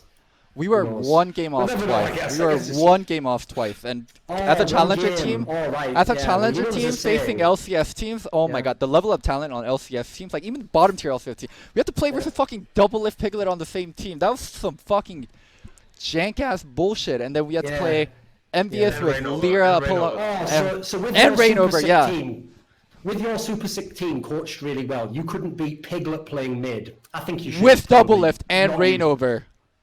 They had Okay. reigning Piglet MVP, was so Double underrated. Lift, and Piglet mid. Oh my. No, Piglet mid was so underrated. Holy shit. Doran, you did I know not this know the guy- odds. Like the odds I went- for us versus them was like it was a fucking miracle. We took them to 5 games. Like the amount of money TL spent on that roster versus the amount of money like you talk about. Oh, you had all these proven players. Like challenger budget compared to LCS budget, it was like a fucking booger's worth back then. Like you have no idea Quick how. Question. Okay. Quick question. Why did you have to play Team Liquid? Because they were bottom tier in LCS. Without Double Lift, Sorry, that's not without the way, Double that's Lift. not the way relegations works. That's not the way relegations works. You are not told, right? Congratulations, you are the best team in Challenger. You have to play Team Liquid. So why did you play Team Liquid? We played Team Liquid because we beat Envious in the first round. We beat Envious in the first round, and then we had to play Team Liquid, who beat United in their first round. And the unfair thing about that relegation was TL was Here we fucking go. garbage for most of the split, and then Andy blessed them with Double Lift. Andy saved Steve with Double Lift. Like, the Double Lift team would have never been in relegation. So it was a really, really odd situation where there's a Super smart. there's a And blame super strong Reginald. team in See? relegation. Reginald gave you your life in your career. You've already credited him for that, and he took it away as well. Reggie giveth, Reggie take away. So why do you fucking hate on the guy for that? You love him when he gives you his career. Then he just stole LCS from you. And then you're just like, oh, please, master, may I have another? I made it to LCS anyways, and I also don't think it's my place to tell Andy how he should do his business. That's why. No, I mean, why would one man speak to another man and tell him his actual mind? I mean, fucking hell, that'd almost be some sort of like civilization, wouldn't it? Oh my god. Why would I tell him how to run his business? Like, what comment would I make to Andy? Yo, Andy, you shouldn't sell Double Lift to Steve for like tons of money because we really want to make LCS. Like, what's Andy gonna do? Steve's also my friend, and Steve's offering me a lot of money. Loco's my friend, but he's not offering me money or anything really. So I'll just go with Alright, my so other you make friend a who's offering me suggestion tons of that- money. Alright. Well, fair enough. Hopefully someone offers you $20 to be your fucking co-host next week. Just take the deal, mate. Take the offer the second estate. Snap the hand off. Sure that. Okay, we don't know what to do. Like, we're actually scared. But compared to that, because everyone knows Korea as the masters of macro and rotation and, like, you know, being able to play strategically, the European teams or NA teams that were facing Korea knew exactly what to expect, and there wasn't that element of surprise when the other teams were trying to topple down Korea. So I think there is that element of surprise which came down to like confident issues. The Korean team suddenly not feeling the confident in game, while EU and NA is like, hey, maybe we can topple down these giants. Yeah, that's my take. Yeah, fair enough. See, Loco, when what you were talking about there, where it's like, you know, the Korean laners were trying not to lose, as opposed to like going for it, playing to win, and potentially risking losing. That, listen, I'm just going to give you some free advice as a friend. That's how you've got to approach women. You've got to go for it. Do not give me woman tips. Do not fucking give me woman tips. If you fail, then they're never going to talk to you again. They're going to think you're an asshole, you're not funny, you're not charming. But the last thing you want to do is be a nice guy, just get stuck in that friend zone again, like have that really long contacts list in your phone, and you're like, oh, who's calling me now? Betha, which one of those is that? Like 7? Well, like, you know, you just want to go for it, mate. And then narrow your field down and just get the people who know what they're doing. So the Korean scene could learn from that. So a little That's bit. all. That's nice, but I think it's a slightly downgrade because so UCAL decided to lead the team, and it's really good that they managed to secure BDD. I don't know where that roster would go without BDD, but I rate UCAL personally pretty highly, and because he's 17, Over he has room BDD? to grow even more. Over Huh? BDD. No. Okay, let me finish. Okay. I know. I have this all the time. Actually, he doesn't even finish the sentence. You know, like if there's a comma coming and there's some sick shit that, like, you know, makes the rest of it make sense. But he's like, you're just like, what if the sky was the sky? You can't talk about the sky with the fucking stars. Like, come on, mate. Anyway, go on and keep going. Continue. What about you? So like, I rate UCAL pretty highly, and I think UCAL also has a high ceiling because he's only 17 right now, and he has a lot more room to growth. And KT could have almost grown UCAL as like a new franchise hero that is supposed to come after Score retires and maybe Smeb eventually offers. It's not a Pokemon, you know. Fair enough. Okay. Just keep going. Don't worry about it. And I do think that even though the top lane continues to, the top and mid lane continues to be strong, I don't know what they're gonna do with the bot lane. Even though they haven't announced the AD carry yet, I look at the free agency season and I can't see a good AD carry that is decent enough to even pick, and it will potentially hurt Africa that they have lost Jeffa, and they may lose some of their, like, you know, flexible versatility that we've seen throughout spring and summer. So I think it's also a relief for Africa that they just announced No Fair into the coaching staff, and it's he's a good replacement for Jeffa. So I just wanted to mention that. Usually don't go from a great coach to another great coach. It usually goes, you get a great coach in Locodoco, and then you get Young Buck or something, or not Young Buck, who is it? Woodbuck. You get Woodbuck. But it's the way he did the Freudian slip of actually instantly naming someone massively more successful and better as a coach than him. So, well, you know, fair enough. And not only that, he even picked someone whose main strength as a coach, as far as we know, was like man management, you know, like giving people a winning mentality. Everything Loco didn't have. Obviously, that was the Freudian slip of who Loco wishes he was, Young Buck. Instead, he's Woodbuck. That was his name, Casey Woodbuck. It's true. Okay. It's true. Anyways, like, you know, he's a guy who used to be a pitcher in baseball. Yeah. Problem is, though, being a pitcher, you wear your arm out eventually. You don't know anything about that, right? Wear your arm. Oh, don't worry about it. Loco doesn't get half the jokes, you know. And your jokes are fucking stupid. That's why, Thorin. Like, whatever. Whatever. Oh my god. Whatever, bro. Anyway, Anyway, like, back you've to been the hosting original for point, 15 years, and these are your jokes. Holy shit. Anyways, back to my original point is, yes, a lot of people might be like, oh, Ashley, like, how do you know which coaches are good? Like, how can you say Zephyr is good? How can you say No Fae is good? I talked to both. I worked with both. I know both of them are good. But also, Zephyr was the Korean strategy representative for Asian Games, so a lot of Koreans thought he was really good as a coach. So definitely a really good pickup for SAT. And if you put the two together, that sounds like an amazing coaching staff, actually. Like a very probably underrated by Westerners, but a sick coaching staff, actually. When you consider, as you said, Loco, the coaching quality in Korea at the moment, it's not considered that crazy, actually. Like, there's not many people anyone's saying a genius, really, in the LCK at the moment. Was that a question? No. I just like to make Here's the thing: I just make large statements, and then Loco disagrees with me. So I was waiting for the hit, you know. Like, that was my opinion. Great point, Thorin. Yeah, there we go. That's Loco's version of agreeing with you. Listen to the narcissism. He goes, "Yeah, I agree because that was my opinion." And somehow you read my Oh my fuck! Next team. There we go. Willow team. Smith is back. Willow Smith is back. Next Anytime team. he does the Willow Smith, he is absolutely triggered as fuck, right? Ashley, just stay with it. Don't worry. As soon as you see a Willow Smith, all I'm going to say is he did 3 Willow Smiths in a row. He whipped his hair back and forth like an absolute motherfucker. So let's go on to a team who've whipped their lineup back and forth, and that is SK Telecom. Okay. Everyone is hyping this lineup. Are you as hyped for this one, Ashley? Is this the team that's going to do it? Oh, like I am actually really hyped, and I can't wait for Casper Cup, which is like the Korean off season. Back in Jin Air also was a player who could carry but demanded a lot of resource to himself in order to carry. And Mara, like, you know, he also has a very strong personality, so I'll be interested to see whether they can come together as a team, because on paper this is like a world's winning team straight away. If this was like a football management game where Faker's 95 and like Khan is 92 and Teddy is like, you know, 90, and you just add up all the numbers together, this is straight up world's winning team, I think. But can all this really different, very strong colors and pieces come together harmoniously? That's my question. Okay. I'm super I like this. I like the idea you did there with sort of like a rating system to give people the idea. The problem is, I know you were just throwing out a hype. Yeah, I know you were throwing out like a hypothetical number, but the problem is, if we really were doing a rating system, there's no way Khan's like a 92 or whatever, or 89 or something. Like, say the system's like the traditional system that sexist people use to rate women and their looks, okay, when they're out, okay, so it'd be out of 10. If Faker's a 9 or a 10, because obviously it's Faker, I mean, come on, man.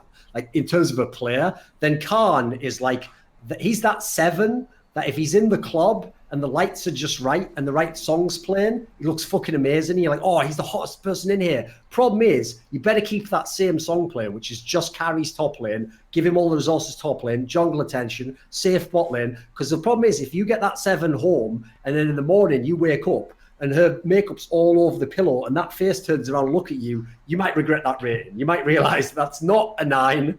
That is, you overvalued that, and also you bought way too many margaritas that night. If that's your personal story from this weekend. Listen, I don't have a problem helping people out there explore their sexuality, learn about themselves, and transcend the duality of the different genders and become one at a higher level. But is that not how it is for you, Loco, when you go out? So. Well, no, I just try to have a good time with my friends. I don't try to. Yeah, friend zoned. I forgot about that. Yeah, you just play a sick game of Mario Party and you go, "Yay, I won, girls! Now who's up for the next sleepover? Let's get Titanic on." Or is it? No, wait, I won. It's Love Actually next. Like, anyway, you say friend zone. You say friend zone, but one time in LA we'll hang out and then you'll see. Did he just imply he's gonna fuck me in LA? What the fuck? Oh my God! It's so outrageous. That's very inappropriate, Loco. We work together. I don't appreciate that behavior, quite frankly. Anyway, reeling it back in. I want to kill you. Oh my. Reel it back in. Reel it back in. What is your thoughts about SK Telecom, though? Loco, what are your thoughts about SK Telecom? I think they actually put together a great roster. First of all, my straight fire reference to Hanwha Life, the insurance company, went completely over your head. But it's okay. It's okay. You still, listen, you have to learn sort of the pacing of these shows. You know, not everything lands. It's fine. Because that was not only a straight fire reference, it was also actual analysis. It really worked. They had backup positions at every single spot. Brilliant, isn't it? And they even have a family environment. You want family insurance, right? What's going to happen to the kids if the dad dies? You've got to take care of them. And all I've got to say is this, Loco. I think Ashley's actually solved our sort of like unresolved tension there. What? When I come to LA, me and you are going to go to a bathhouse and we're going to settle this once and for all. You're so fucking petty and immature. And here's the thing. I'm going to bring another guy with us. Because I'm going to bring me and you are going to go to the bathhouse and we're going to bring a ruler with us. And I'm not talking about the AD carry from Genji. We're going to bring Monty? Wait, can you guys hear me now? Yes, you sound fine now, mate. Okay, perfect. You sound right back to your little helium-induced voice. Thanks, Hello. Right, the big problem I have with this squad, and it was the same problem that Jinhae had all year long, is like they could never establish a good mid laner, and they just had those two mid laners, Grace and Justice, who they just swapped in and out. And quite frankly, I don't think either of them were like LCK quality. So they've kept Grace, and I see that they've signed that guy from Kongdu, Chongo, who I don't really know, because as I say, no human, even a Kongdu member, should be forced to rewatch Kongdu games in a VOD, except on like 4 times speed or something. So I unless this guy turns out to be amazing, that's the big problem I have there. It's like, I think if you don't have a competent mid, like, good luck in the LCK, mate. That ain't the league to be running a bad mid laner in. That's the NALCS, in case you're wondering. Yeah.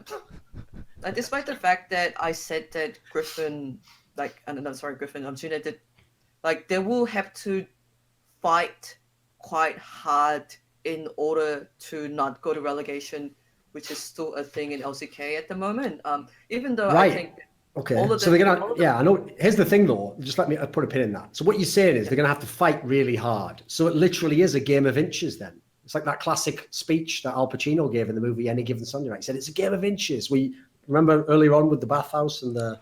Oh. No, never mind. Keep going. Like, go back. Continue. I'm never bringing on female friends to the show ever again. Oh my god, I feel bad for them. Oh. Like, even though, like, I just say that, like, all the players are like engineer decent quality. If this is not a bad thing to say, maybe almost like a good for value kind of players. I don't see a lot of players in Jin who's like, okay, he's like the undercoming new rookie and he has a really high ceiling and he might potentially pop off.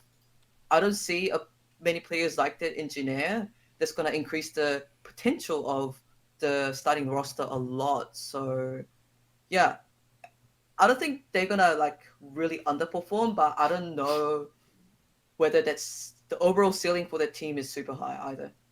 The saddest thing about LCK ever since about, well, let's just be real, in the LCK era, basically, after the Korean exodus to all the Chinese people going to China and that like continuing to be a thing, and then now people going to NA and even EU with franchising, is the people that have been hit the most isn't the top Korean teams. They'll always be able to get amazing talents, especially because there'll always be some guy who'll take a pay cut to maybe win worlds because you've got such a good chance of being the best Korean team.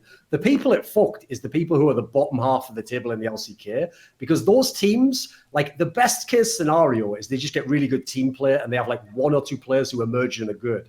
Like, those bottom teams now almost never have good players because unfortunately they just get feasted on from everywhere. The top LCK teams, every other team in every other region. Like, nowadays, I'm pretty sure as you see, you can get paid more to play in Turkey than to come back and be the mid laner of Kongdu Monster. Like, why would you bother? Why not just, you're not going to go to Worlds, you're not going to win LCK in Kongdu Monster, so why not go to another region and just be on a worse team? So sadly, the bottom teams in LCK are kind of depressing. Like, it's always just like looking for a bright spot. Like, maybe he'll be good and I guess he's all right, but it's as you said there, when you try to look in the future, like, even if you get a good player, unfortunately, he's probably going to leave your team. So it's hard to like look to the future and be like, right, we've got Teddy. Now, who do we get to go right? Oh, shit, Teddy's there. Right. Can we find another Teddy? Oh, shit, there's only one of those. Well, my bad.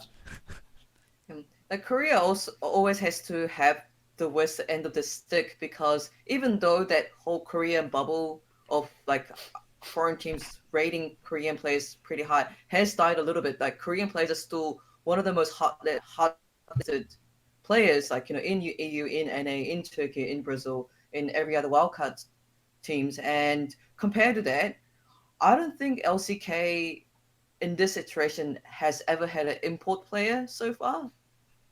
So they keep, like, that might change according to rumors, but they keep sending players out there, but like, they don't have like any imports to bring back in. And in addition to that, I think there is a lot of funding coming into Challengers Korea this year. APK Prince, which is one of the Challenger team in Korea, has just released their roster, including Mickey, Iksu, Kakao, Fury, who was one of the more hotly contested AD carries. So even Challenger teams are trying to grab all this, like, Korean players now. So the talent pool actually feels spread really thin in LCK at the moment. Okay. Loco, am I wrong about this? I might be misremembering. I'm sure I remember something like this. Wasn't so as Maxler Hansama, and he was still at the game house in Korea, and we Skype chatted him, and he was telling us about like K-pop and Korean anime and what he likes to watch, and his English is really great, and clearly we think he's one of the best players in history in the position. and we said let's do it. Well, oh, by the way, plus you also have to take into consideration, and I'll address this to Loco again, just to avoid the potential of Ben replying to a joke and getting himself in trouble. The problem is, Loco, you have to understand, he knew Mickey X was gone because about a week before the trade deadline, he got a Farmville invitation from Perks. The problem is, Loco, again, just said let's do it.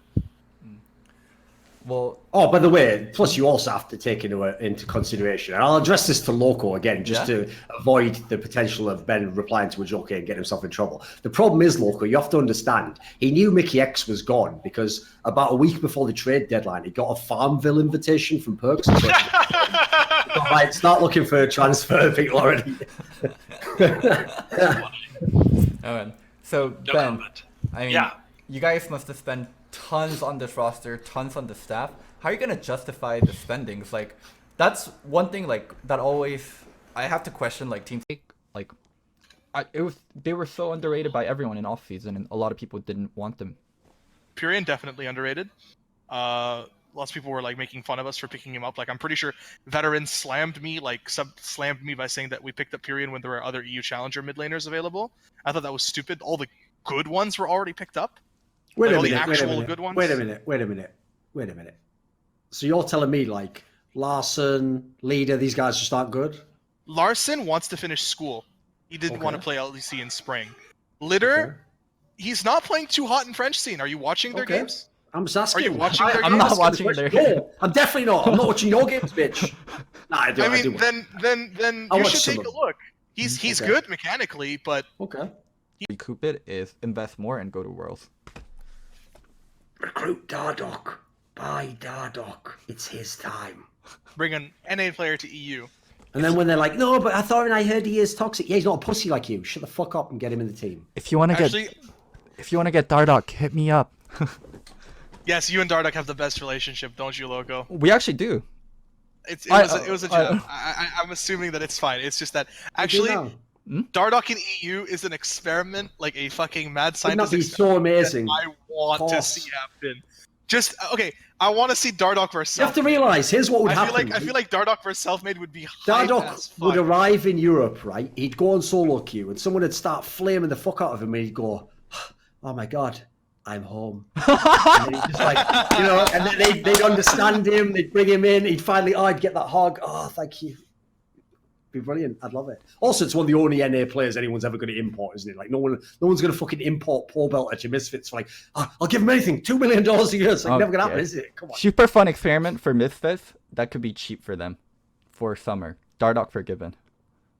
Put both of them on the same team. So I'm sorry, you're gonna have to play tank for one more split. You're gonna have to play tank for one more split. We got Dardoch Forgiven. I mean, you do need to realize I would have to be able to. You'd have to let me prep Forgiven just for 5 minutes before he came in the room first, because you have to understand the first thing Forgiven would do would be sit down next to Gorilla and be like, "So how do you like it to play with good AV carry for once?